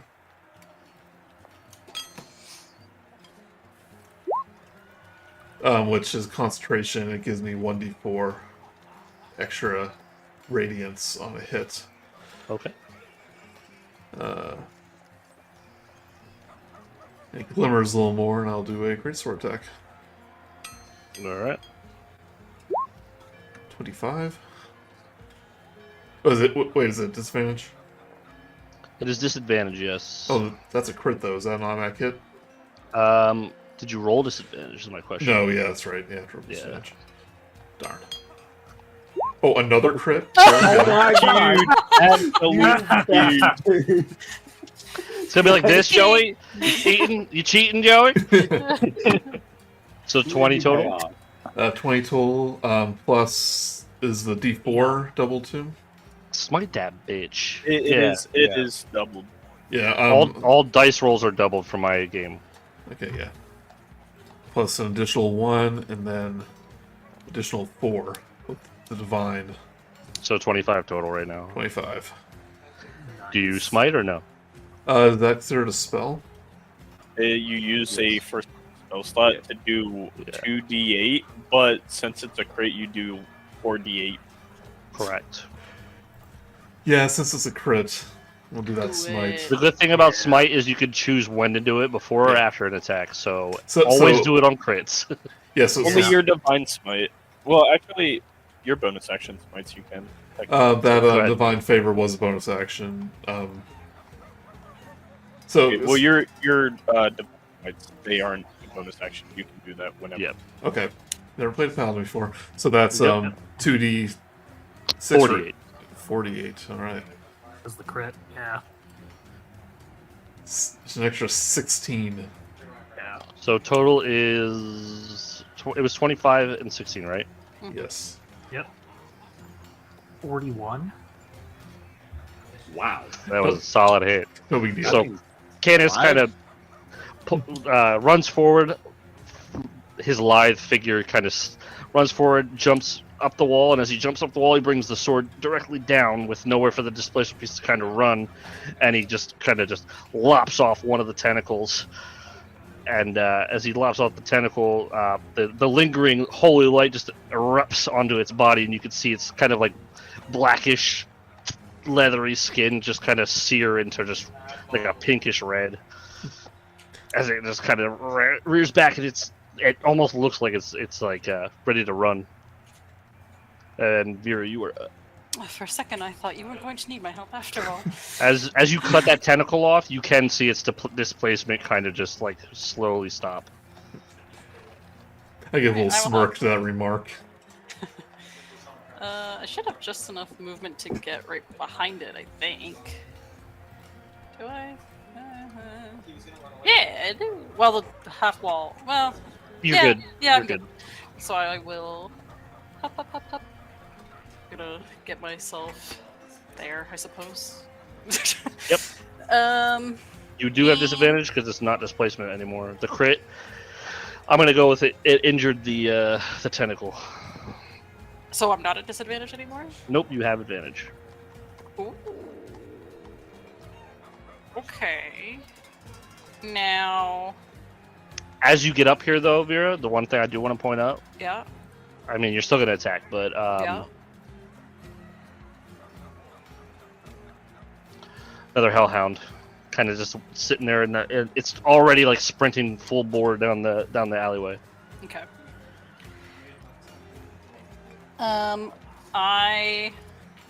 Hold on, I'm just reading to see how this works, because it's my first time playing Nerverwinter. I don't know what I'm doing. What's the ability? Hate it. Booming Blade. Oh, That's just a you- normal hit, right? So the way Booming Blade works, it is technically a spell attack. Okay. So you are still doing your attack with your normal attack, but it's an action. It's a spell action. Rather. Yeah. So you're just doing Booming Blade, but you're using your normal attack, and then the effects off of it. Okay. And that's an automatic thing then. Yeah, well, you should be able to click Booming Blade, and it'll do it all like your normal attack. Let's find out. You said at advantage. Correct. Let's see if that works. Nope, Roll it that. just does the damage. That's fine. Just roll your attack and then add the. Okay. Well, I will roll to hit first. Yeah, I suppose I have to roll to hit first, huh? Yeah, it's a melee attack that you. Do you have green? Did you take green flame blade or just booming blade? Just booming blade. Okay. At this level, green flame blade's better. Booming blade is only if they move. At Well, this I level. know. That's why I was like, oh, Displacer Beast, they move. Yeah. Technically, I don't know if it would count. Either way. Either way. What was your Let me attack? roll. Hold on, I'm rolling. That's a 17. That will hit. Hell yeah. So I will do. Wait. Right, one-handed. Oh, did that attach that? Huh, why did No, it rolls your one-handed and two-handed together. So you Why? just- I hate that. Ew. Okay, anyway. I Sorry. think it's in case you specify. That's fair. Beyond 20, Alright. you can toggle that to only show one of them. Oh, really? Yeah. That's annoying. why I use That's okay. regular dice. I can help you between games if you want. So you do 11 damage? Yes. Okay. Would you like to do anything else? Nah. Alright, the Hellhounds are up.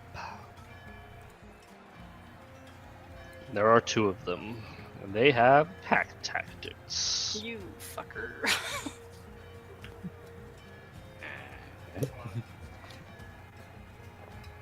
Luckily, the Displacer Beast is not an ally. So it's not on that. But this one's gonna... You can hear it skittering up the wall, Oordem, and then it jumps down and it's gonna go after you. Okay. So we will go with Vera first. Mm-hmm.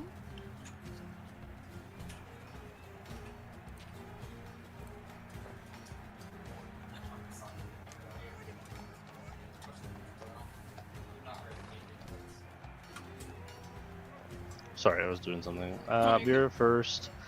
It is going to try to bite you. No. No.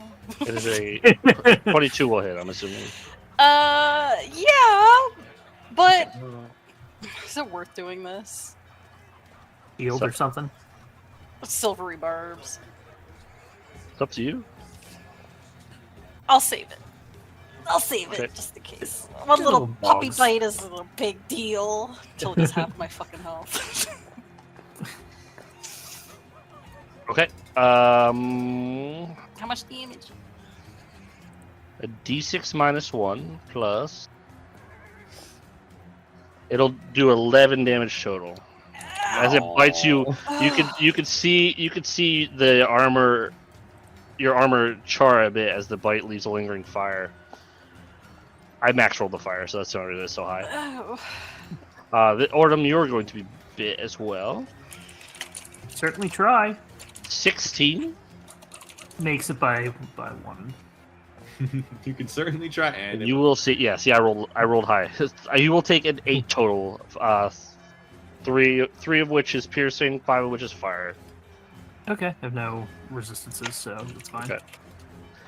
And as that happens, they bite, they snarl, and then they let out a howl. Garret, you are up. All right. So I'm gonna pee, but I'm listening. okay. Since it's directly next to me, if I move just a little bit, am I going to proc attack of opportunity? moving within its melee space. Because I So know it's it's- trying to climb up. Well, it's no longer climbing; it jumped down because it spotted us after our initial attacks. So It may have a long reach, I That's assume, true. because of those tentacles. Okay. The only reason why I ask is I would like to stand in a certain spot, use Thunderwave, and not blast Vera. Let me check the tentacle range. At the moment, you're okay to just move, but let me check the tentacle range. I think you said it was like 15 feet high, the roost. Reach is 10 foot. You are where you are is about 15 feet up. You're good. Okay, so 15 foot checks out. Okay, I will Thunder Wave and hit both of these, both the Displacer Beast and the Hellhound. So I am going to need both of them to make a con save. Joey, what are you marked with? Oh, you're okay. Concentration, so don't forget. Con save, you said? Yeah. Yes, sir. Oh, yeah.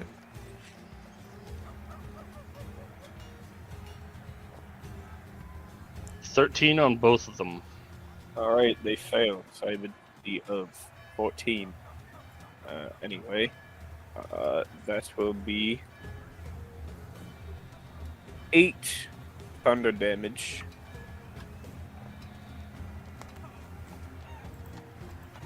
Okay.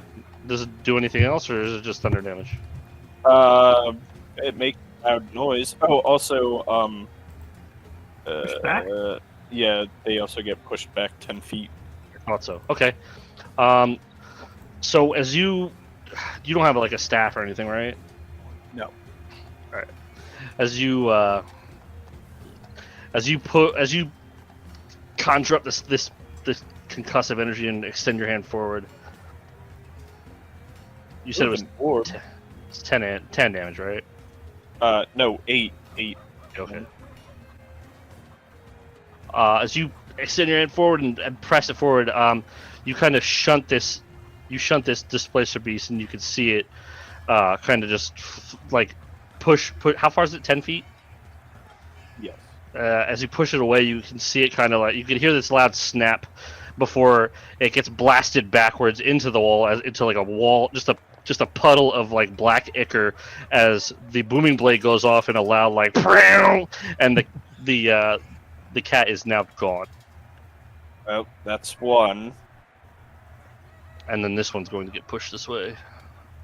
10 feet, right? Yes. Oh, hey. What's up? So as you push that one, Ellanis, you just see this hellhound kind of like cat out of water, or fish out of water, just like flopping towards you. As it lands on the ground and looks up at you, Ellanis, it just lets forth this growl. Don't have too much fun with that one. Luckily, you're up, Ellanis. Well, now I'm in melee range. So it sounds like we are going to use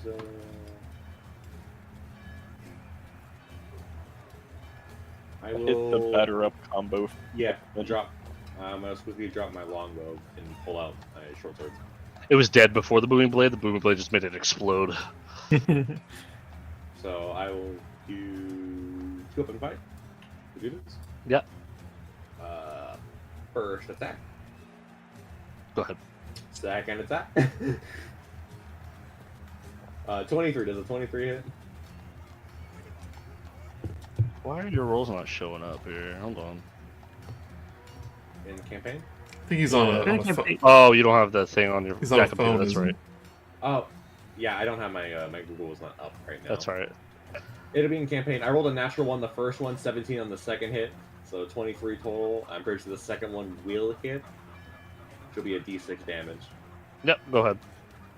So we Tell me the total damage though. 2 damage. Between both? I missed the first one, natural one. Oh, okay. Just completely brings down the sword, I got this, and it kind of slides out her hand. Second one. Kind of in one fluid motion, Ellanis pulls the string on her bow, and she lets the bow go, and it whips around and wraps over her shoulder as she drills both blades, fumbling the one onto the ground, but then she stabs the other one into the hound. Oordem, you're up. This thing is basically just snapping at me as I'm trying to keep it at arm's length at least, so I'm just going to go ahead and straight up inflict wounds on it. Okay. Boop, boop. Okay, let's... 12 to hit? A 12 will not hit. If I fail, so I miss with the attack roll. So this was an attack roll. I'm going to go ahead and use my Favored by the Gods to add 2 to the 4 to it. Okay. What? He's Plus favored by the 5. gods. You hit. Favored by the Gods. If I fail a saving throw or miss with an attack roll. So a total of 17 to hit. Nice. You will hit. I will inflict... That is a good damage roll. 26 necrotic damage on this thing. Wow. Solid. So as you put your hand onto it, you can see its veins kind of darken as it kind of like just reels back from it. You just say, Be gone. Out here with my tube, looking like an idiot. Canis, you are up. Let me just check my any bonus actions. I don't think. Yeah, that's right. I'm not going to move, so... I mean, I have plenty of bonus actions, but... after I hit a crit with a melee attack as part of the... No, that was a spell. What was that? That was a melee spell attack? Melee spell attack. I made a melee attack, so I can use my, hammering horns after you hit a creature... I'll put it in the, thing. After you hit a creature with a melee attack as part of the attack... Oh, part of the attack action, I cannot, so that's the end of my turn. Okay. It was a spell action, not an attack action. So yeah, you're up, Canis. Yep. That is a 10-foot wall up, so you do have to still... This is kind of as a difficult terrain. We'll say if you do attack from there, it's gonna have cover. Oh, okay, yeah, that. To melee, it would probably be full cover because you're down below it. Yeah, but that is a squishy one, so I'm gonna go help them. Do a great sword attack. Well, now I'm big enough for that crit. I rolled an 8. As you run down over there, and kind of climb up, and as you're trying to do the second thing, you fall faster than you expect, and you just whack your sword right off of the stone. And you quick look at it like, oh my gosh. My sword. Vera, you're up. Okay. Actually, sorry, you are not up. Okay. In the initiative, you guys can hear this strange kind of crashing and clamoring coming from the top of this building here. And as you hear that, just kind of like almost like a bull in a china shop, you can just hear this kind of like that kind of noise. And as that happens, just like tearing ass out of a window and flying forward. You see the spectator just kind of go and just like flies up, and it just comes out and just like and just roars at all of you. Now that I recognize. Garret, Canis, this you recognize. What did Garret say? It will look at Garret because it's up on the roof. Easy prey. Garret is on this roof out of fear. I'm gonna have to talk with Uncle. Now you're up, Vera. Okay. She's gonna look at that and for like half a second be like, there's just this mixture of like, what the fuck is that? But also like, that is the coolest fucking thing I've ever seen in my life. And then she's gonna step back, hop over this half wall. I got the movement for it. Hop, hop. I'm coming right up here. And I'm just gonna wail on this hellhound. Okay. Flanking. You can just booming blade everything. In case something moves, you got the extra damage. Yep. You can't trip as long as you don't get any other weird shenanigans you want to do with a specific like attack type. You're good with that. No, it's just a cantrip. Yeah. So, okay. I just want to double check that I'm doing this right. Sorry, first time fucking fighter. Mhm. That's fine. That's fine. So I regularly attack. Correct. On a hit, the target will then just, anytime it moves, it takes thunder damage. Basically. Correct. Unless you're level 5, then you get an extra D8. Just because that's how cantrips work. Beautiful. Thank you very much, Philip. Alright. At 5th level, it just straight up deals a D8, so that's why it becomes really good. That makes sense, okay. And because I'm flanking... Correct. That's a 6! No, wait, that was damage. That roll damage? Oh my god, D&D Beyond, please! I swear to god, I hit the... Guys, bear with Jess, it's our first time playing D&D. Well, it was a 10, so is it even any better? A 10 will miss, unfortunately. So, as you jump off this thing and try to come down on it, the stab from Ellanis kind of makes it real, and you stab into the stone. This fucking spectator thing, I'm like... beside myself. At which point, the hounds are up. Sorry! Wait, what's going on? She's like paying attention back to like when I was fighting a hound, right? It's gonna lunge at you, Oordem. Actually, hold on. 15-foot cone.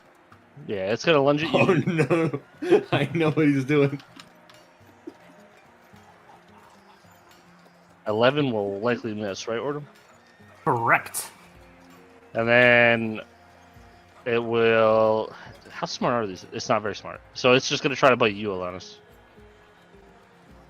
You could not. It didn't. As it Ah, as it reels and tries to dodge from Vera, it like tries to bite at you, but then misses. Garret, you're up. After letting out a turd. Garret is going to fly over here to get out of line of sight of that spectator. And he's gonna still stay up 15 feet midair, but I will cast Chill Touch on this Hellhound right here. Okay.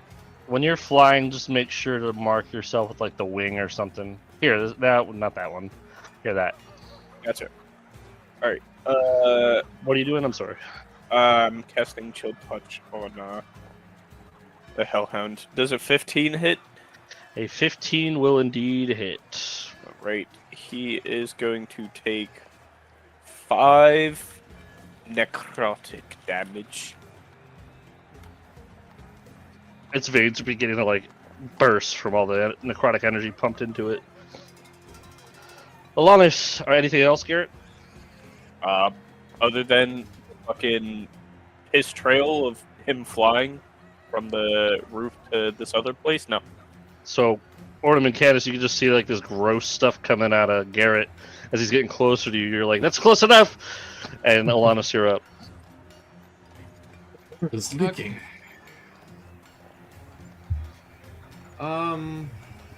You'll have advantage if you melee, but then you're also very close to the spectator. yeah, that's the big concern is the spectator, but also the Hellhound and the thing, and I don't like this, and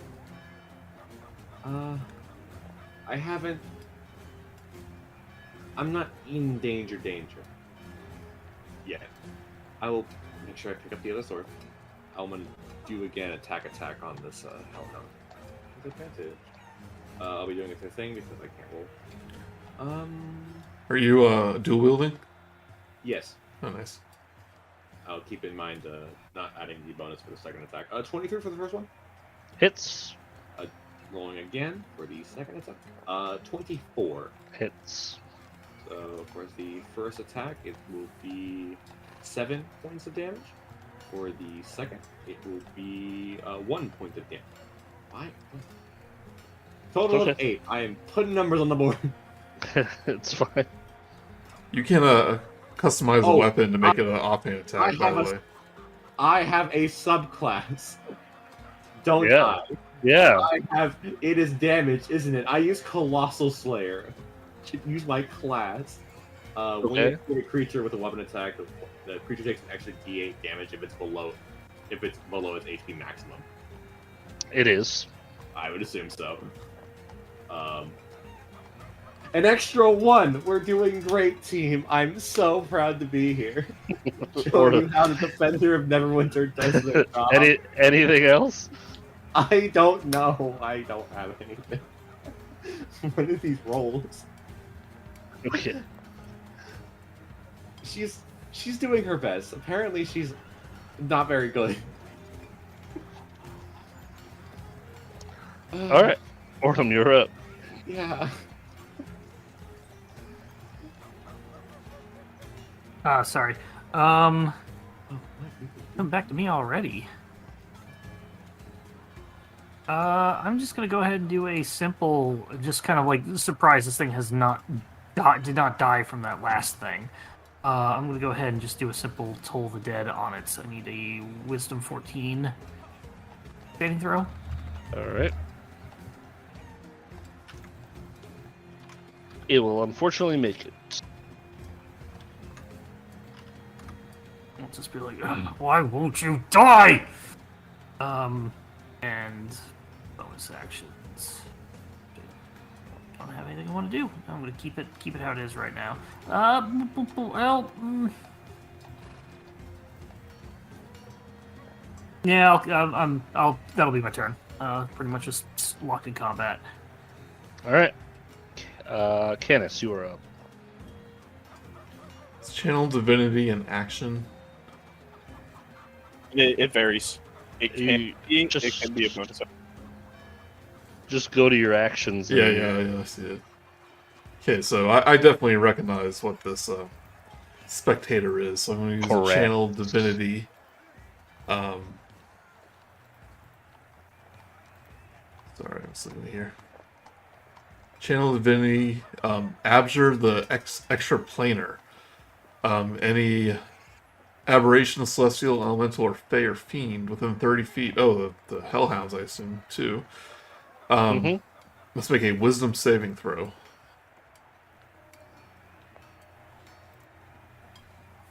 Okay.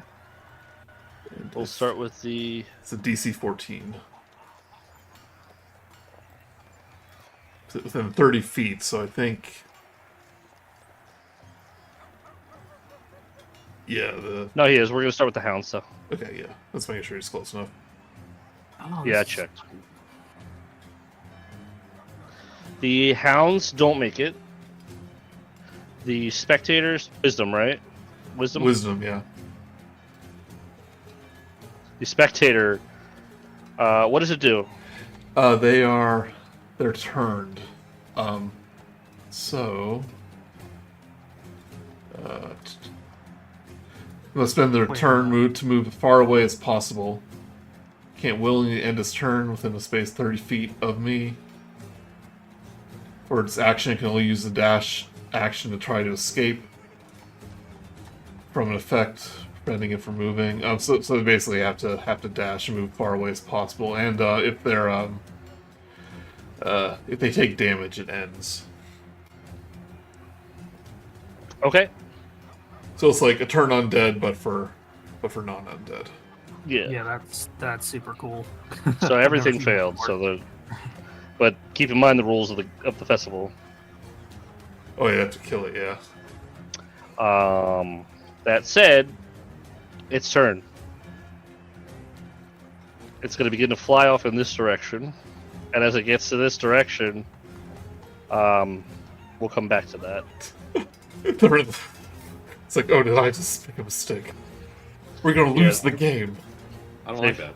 They're moving. It's definitely moving towards the other adventuring party here.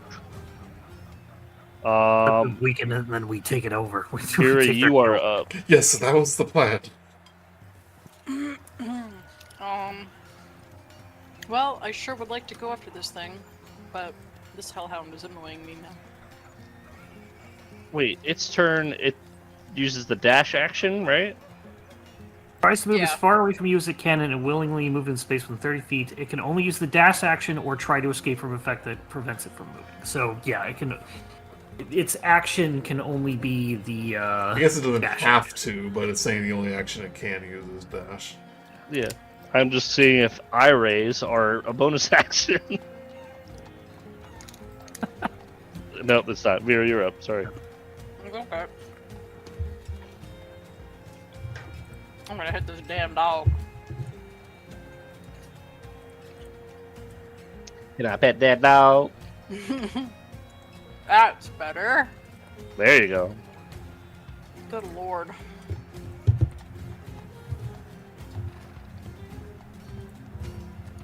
Nine damage.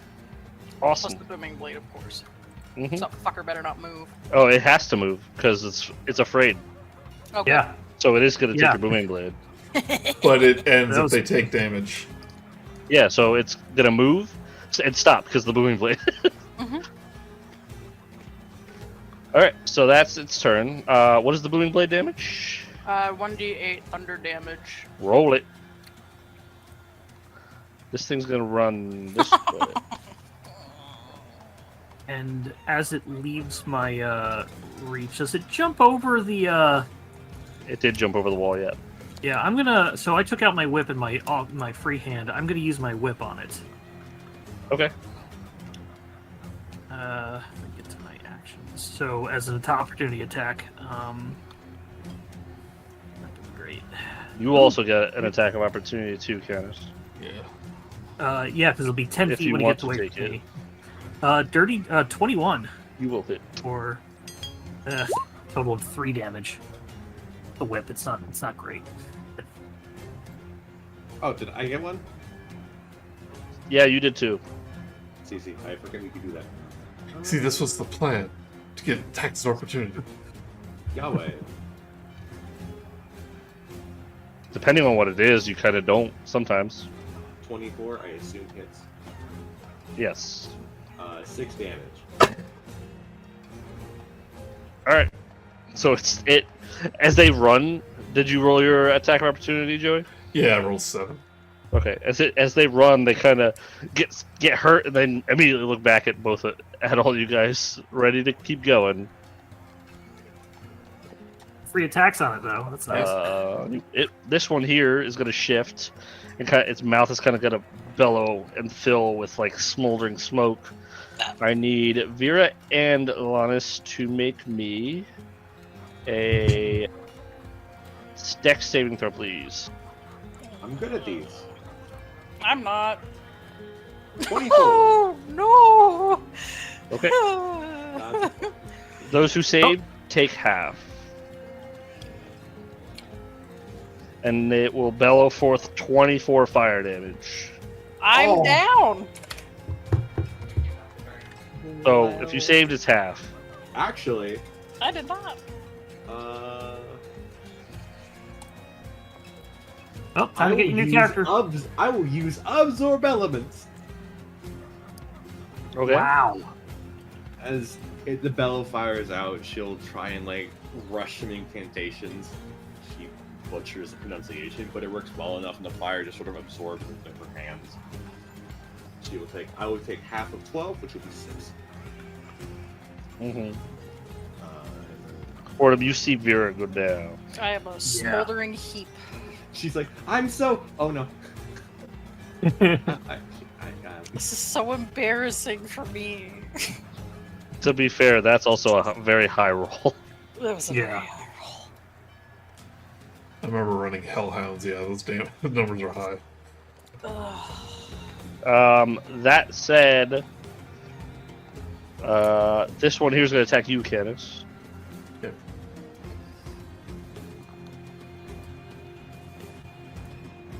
And fumble. So as it bites the wall, it kind of pulls a brick away. Garret, you are up. I will go back to my original spot. And I will look at.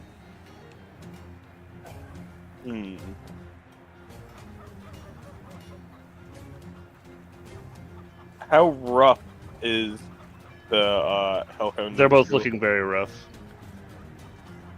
Okay, in that case, I will send 2 magic missiles at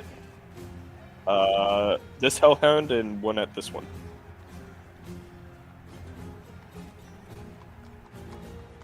All right, go for it.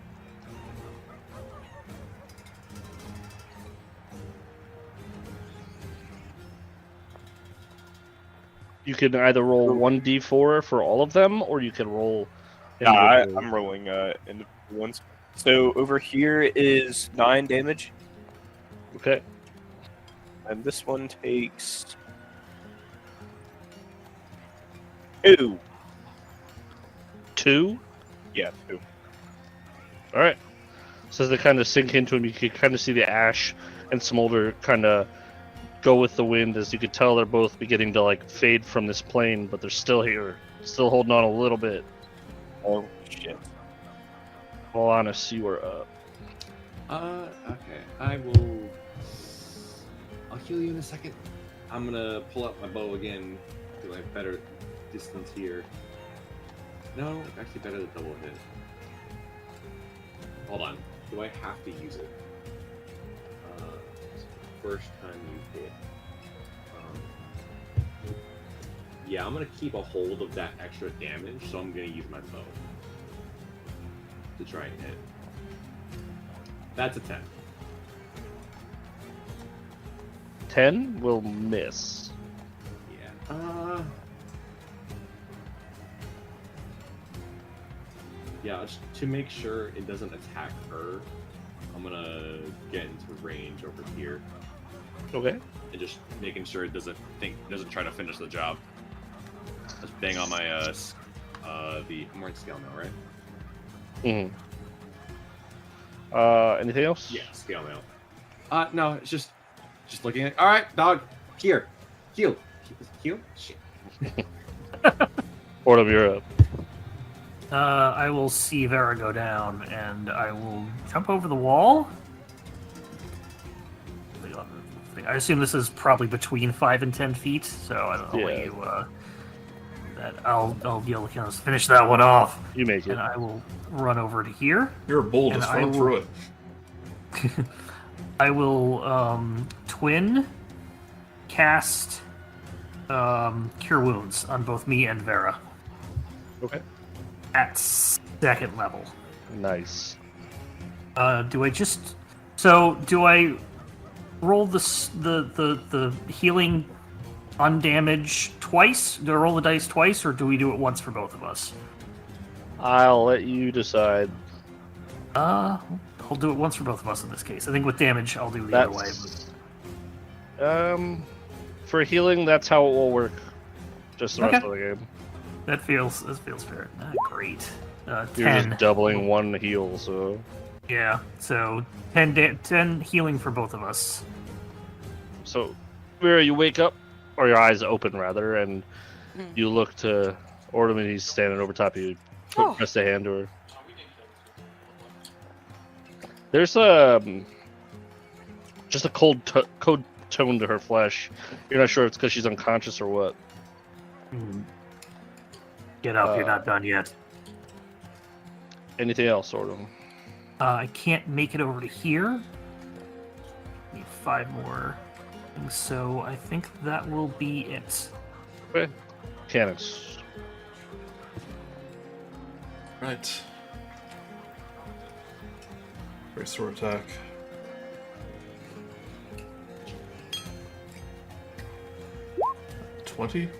Dirty 20 That'll hit. for 13 slashing damage. Alright. So as you round that corner and bring your silver sword down, you lop its head right off. And as you do, it just kind of cuts through, almost like you're cutting through smoke, and you see just hellfire disappear. As it disappears, though, I look at the poor adventurers that they were feasting on. And he goes like, "Well, they were real enough, I suppose." At which point, you guys see the spectator was attacked by this other group, and as it gets attacked, you can see its eye stalks begin to light up, and it very much has the group has its attention over there.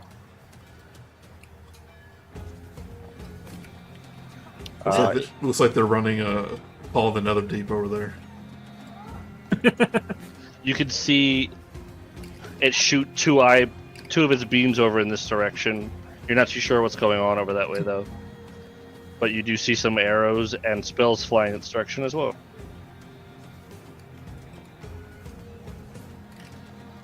Vera, you are up. Okay. Get up, dust myself off. Maybe we can steel kill And, it. I'm gonna... I'm very annoyed. I'm angry with this damn dog. Get it! 23. That'll hit. Fuck's sake. Did you roll with advantage? Yes. Okay. Ah, there it comes through. Okay. 5. As you get up and dust yourself off and kind of take a step around and watching this thing, you bring your sword down on it as its full attention is on Ellanis, and as you do, ting, your sword hits the ground as smoke just kind of dissipates.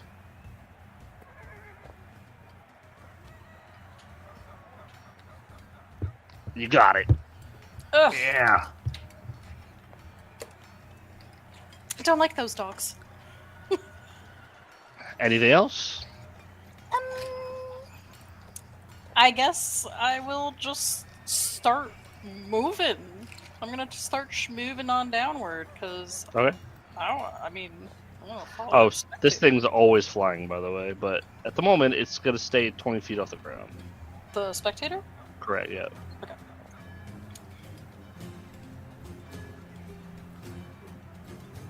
Garret, you're up. I am going to fly about right here. What is the other group doing if I... As you get over there, you get more of a visual. This gentleman is down. Actually, we'll go with the red, because that's consistent with you guys. This guy looks incredibly... Or this woman looks incredibly bloodied.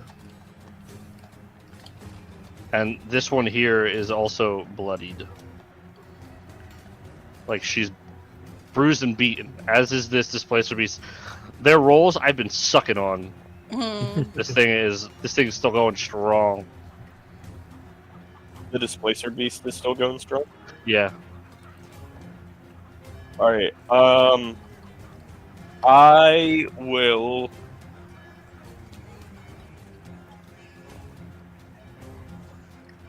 Is it currently displacing? Yeah. I'm guessing the... whatchamacallit?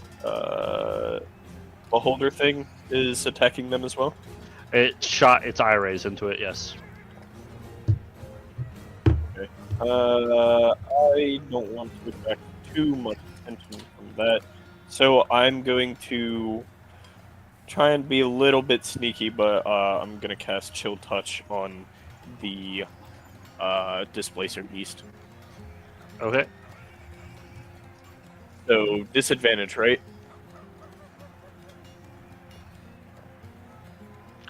Correct, yeah. Man, that would have been a crit, too. 10 to hit. A 10 will not. Okay. That'll be my turn for now. Okay. Ellanis, you are up.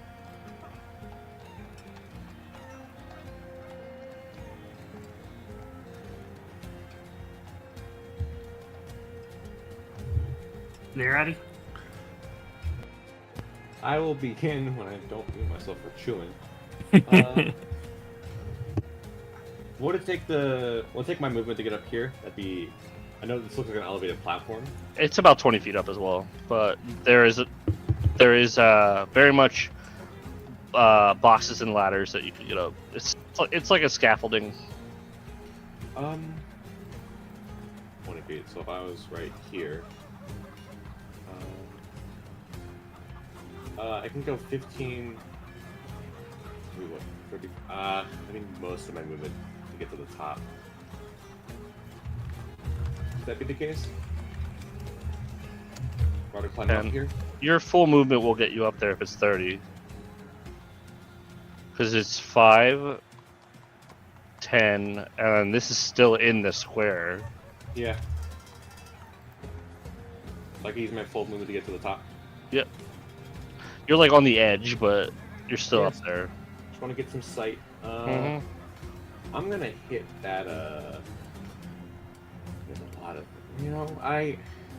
it's fine. I'll get its attention. I'm gonna shoot the spectator. Okay, go for it. Roll in the hit. 22. That will hit it. Favor foe. It's been damaged. It has, yes. All right, this will be a couple things. One main attack. 8 damage All right. plus the D4. So 9. 14 points of piercing damage as I sort of fire at one of the stalks to try and. All right, big eyes. Time to have a real show. How much damage? 14 piercing. Okay. I don't know if you understand common. as you shoot it, it's looking in this direction. Its big eye is still focused on the group, but two of its other eyes are just looking right at you. Shame. Which point, Oordem, you're up. Okay. You got this. Yeah, I'm gonna. Everybody's looking okay right now. I'm going to. Let's try to toll the dead the spectator. Don't really have much else I can do in a range, so wisdom save DC 14, please. Okay. On the spectator, right? Yep.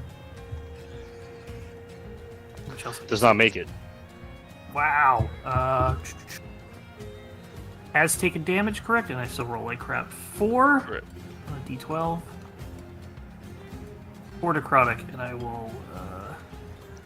As you hit it with this cold necrotic energy, you can see its eyes begin to slowly blink as its height. It's starting to lose some height in the air, like it looks tired.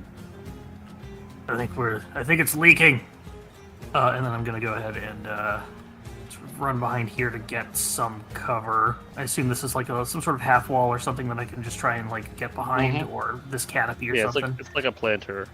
Yeah, so probably right there, just to try and not want to be in eye contact with the specter. Okay. Canis, you are up. Right. Going to run up here. Should I dash? How high up is it in the air? It's about 15 feet now. 15 feet. What's up, Kasey? Can you let me know what happens on the other turn? Let you know what happens with the party, or Yeah. yeah. And the displacer beast. Mm-hmm. Alright, make sure what type of action this is. Okay, yeah, I'm gonna run up here and use my racial ability to cast Jump on myself. Okay.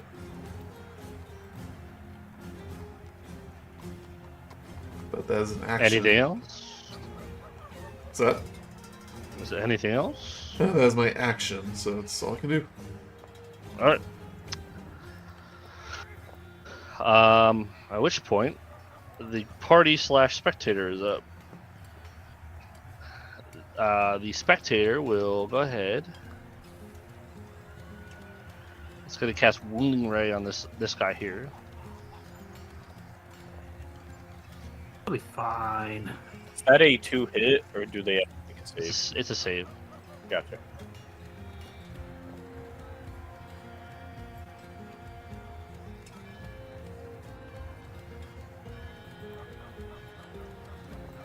It does not make it.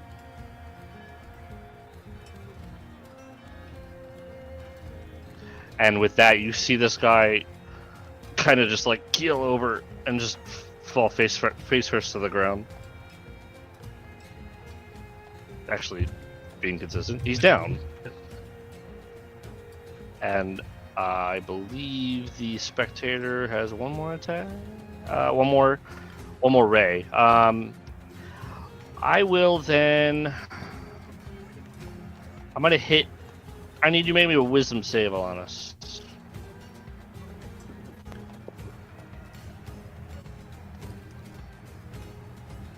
Shit. Failing. You are immediately filled with fear of this thing. As his eye kind of digs deep into you, all you just see is just green eyes piercing into what feels like your very soul. Is And- it a frightened condition? I'm sorry? Is it just a frightened condition? Correct, you are frightened, yep. Mhm. You are frightened for 1 minute. You can repeat the saving throw at the end of each turn. Gotcha. And then I believe this thing will be able to bite. Let me check.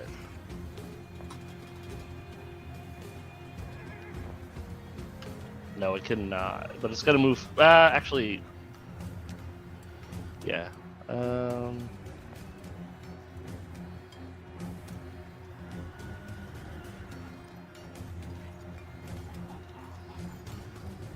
Yeah, I think it can actually bite. It just says it uses 2 eye rays a turn. So yeah, it's gonna bite this lady. Oh, is the eye ray thing an action, or does it just say it does 2 and then? It just uses 2. Okay. It just shoots. It says it doesn't tell me an action. And then she will also go down as she kind of like. Well, so it hit. Yes, it did. I was gonna silvery barb. Okay.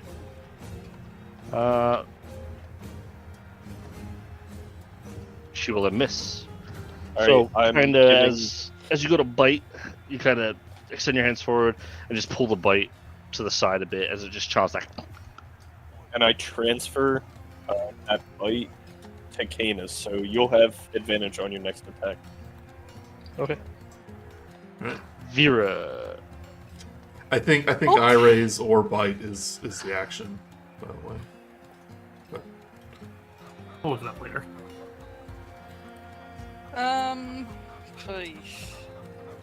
It's still up in the air, huh?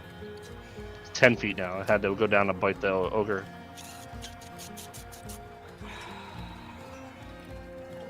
Okay. I'll just use my crossbow, I guess, from this distance. Just because I'm still a little unsure. So I'm gonna move down over here. And I will use my crossbow. Okay. 13? It will miss. I figured it would. My 1. Okay. Eh. You know what? I'm hurting really bad still, so I'm gonna second wind. I'm gonna bonus action second wind myself. Sounds good. That's pretty good. Yeah, it could have been a lot better. Oh yeah, could have been, but it was pretty good. Better than nothing. Yep. And I'm just gonna kind of keep an eye. Pun not intended. Out. Okay. Garret, you are a.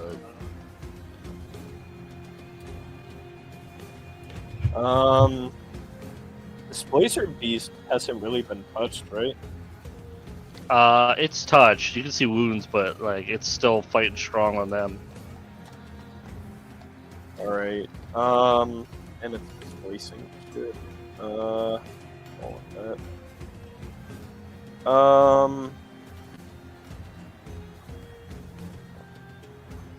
I think what I will do is I'll try to finish off the Spectre, and I will go for a Scorching Ray on it.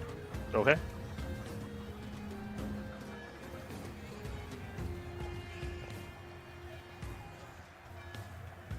Alright, 2 17 and a 9. Okay. The 9 will miss. But as you extend your hands with the 2 other rays, how do you want to do this? Yeah. So You don't even have to roll damage because any bonuses or anything kills it. It's 1 health. oh, amazing. Okay.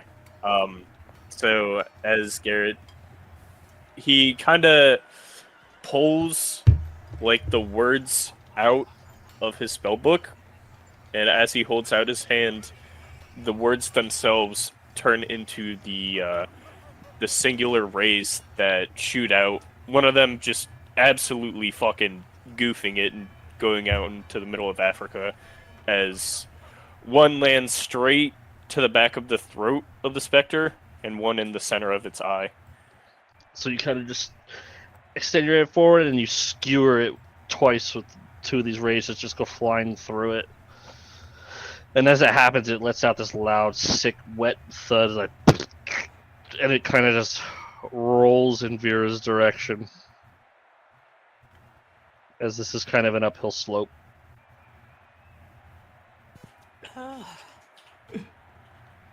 And that'll be my turn. Okay.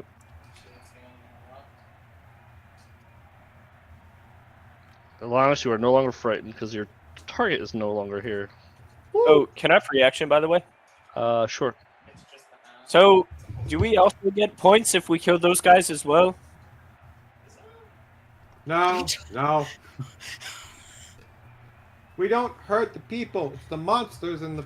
Never mind. It's fine. I mean, people could technically still be monsters. Ellanis, you do know that Yeah. there has been points given for parties taking down parties. Well, I'm not gonna say that. I know, I'm just telling you. I'm not gonna tell him. He's gonna want to get a high score. I'm not in the mood for a high score. We're min-maxing points. Just hit the cat or the. Is that like an ogre? I don't know. That one is looking quite tasty. Is that an ogre? It's literally one of their party members. Oh, We don't know that. The character is too late. Look, she's just assuming. And she's not. Let her be. Alright, you're up, Ellanis. Oh, okay. I'm gonna hit the cat. This way, Reese. Okay, go for it. Just to be safe, we'll drop you down one here. Oh, we're up to 4, by the way. Oh, yeah. Is one of those a speaking count? Yeah, just gonna. 27. Okay.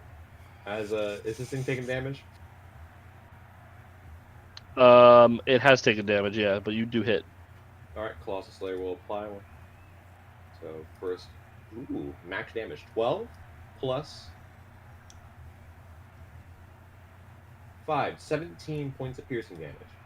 So as you line up this shot and you send this arrow between all these people, it just sinks right into the forehead of this beast, and you just see it easily just go. It falls over. 5. And the ogre looks back at you, very, very angry. She's just This kind of like, she stole our kill! your people are dying. I was helping. As you guys are arguing, this spectator starts to kind of like you see it starting to like shake on the ground, and you can start to like see just like this weird black ichor, almost like the veins when you squeeze your hand into that hound, Oordem. Mhm. As you see this thing kind of shifting and just cracks on the ground itself, filling with this like pale, very familiar to you, Garret, green light. And as that happens, this thing's eyes that were once closed open. Hold on. Oh no! Time out. And with that, we're gonna end here for tonight. You Uh-huh. fucker. I haven't seen one do that before. Do we still get the kill for the original kill? It's not dead yet. I'm gonna put a question mark next to my displace my spectator kill. That's the end of 0.5. 0.5. I'm really glad that I second winded, or not second winded. I'm glad I hid behind something to avoid the bad stuff. To be fair, it's not a beholder. There's still 4 eye stalks. Yes. Oh, that makes it. Yeah, that makes it so much better. Yeah, great. I was gonna kill the party members. You So saw we it next still go week. to the party, or I'm gonna forget by next. You're gonna see the beholder or the zombie spectator and be like, "So, we still killing these guys?" Yeah, I'm not gonna throw a zombie beholder at you with a disintegration ray. No thanks. Quick, everybody get behind Vera. Vera. Well, not anymore. It's Vera. Hey. Okay. Yeah, so that's None of it. y'all know how to pronounce my characters' names.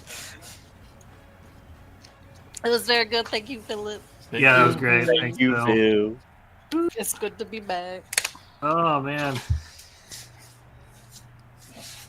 So, what were the highlights? Joey got a double nat 20 on a disadvantage. I'm gonna let that go. Yeah. I died. Yeah, that was fun. I got better. I know, I helped. I was there. I posted the Neverwinter map in Ooh. references. It's interactive, so you could look at what's where and. Oh, hell yeah. Oh, I love these. Got one of these for Waterdeep. Obviously, there's shops posted on there, so if you guys want to use them, they're a thing. Brothel.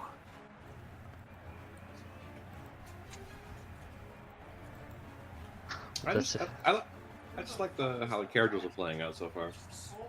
Oh, yeah. Well, we work good in combat together. That's at least a thing. Kinku is leaving. Bye, Kinku. No, I just like how everyone kind of like really. Everyone like we were playing combat, but I feel like everyone was doing their character really well in combat. Yeah. Yeah. Speak for yourself. I thought your To character be fair, was it's all in about character, dying. Vera. It is. I know it is, but it's It's- also like, damn, for a member Yeah. of the Spellguard, I'm embarrassing myself real bad. I'm supposed to be a Neverwinter mercenary. Look how I'm doing. You're doing fine. Have you flubbed a roll? Bitch, shut up. I did too earlier. Oh, did you? I mean, I got lucky with that one thing. Maybe that's when I went to pee. Okay, yeah. She gets it sometimes. Sometimes she misses. Is it she's just like apathetic, like whatever. No, it's just like I'm trying my best. I'm doing my best. I did my best. I'm trying. I got one displacing beast. Okay. Hey, that's one more mean- than I got. You guys got to live through the undead spectator first. Yeah, that's, Yeah, that's great. that is quite concerning. I have There- died in one of those before. Really is nothing, no better way to bond than through trauma. Well, okay, so here's Ravenloft in a the nutshell. Yeah. here's what you have to do to defeat the spectator. There's another group of people there. You have to run faster than them away. Not wrong. And you'll be fine. How do you escape a bear? You run faster than the guy you're with. Correct. But like, just sorry. I know a beholder zombie. I've had it kill 2 players, so I'm just. Like I said, it's a spectator zombie, not a beholder zombie. I know. I It's use- like- Kill one player. I used this picture because the second I showed it, you guys knew exactly what fucking happened. Mhm. Yeah. Well, yeah, it's in a Visual I'm just- storytelling. I don't know. What if this thing got like newer? I don't know. No. It just hatches another spec. About say it grows like 4 more eye stalks. You're like, oh no. Yeah, I'm I kind can handle a beholder or a spectator the zombie. disintegration ray alone is 8d10. I'm not going to do that to you guys. of At level 3? Wow, yeah. Joey. That turn, other beasts thing. Good play there. I wish we had better attack of opportunity damage, but we didn't. Yeah, I completely forgot that he was that kind of paladin, and I was like, Which is interesting. and Yeah, I I've was never- like, I'm going to throw a spectator in this fight. Yeah, I've never seen that ability before, so that was cool. Yeah, the cool thing about paladins is like they're or that feature's called like each subclass gets something special. And Yeah. I mean, specifically, I've never seen that oath, that channel Oh, yeah. divinity. The other one guessing is you're Watcher. Watcher. Yeah, Yeah, he's watching. It makes Makes sense sense. with them. the other Good one game again. is Watcher's Will, where I add my charisma skill to everyone within 30 feet of me for saving throws. Oh, hey, that's good when Nice. everybody goes down. And now that I know that at least 2 people have silvery barbs, my level 10 character will not be taking silvery barbs.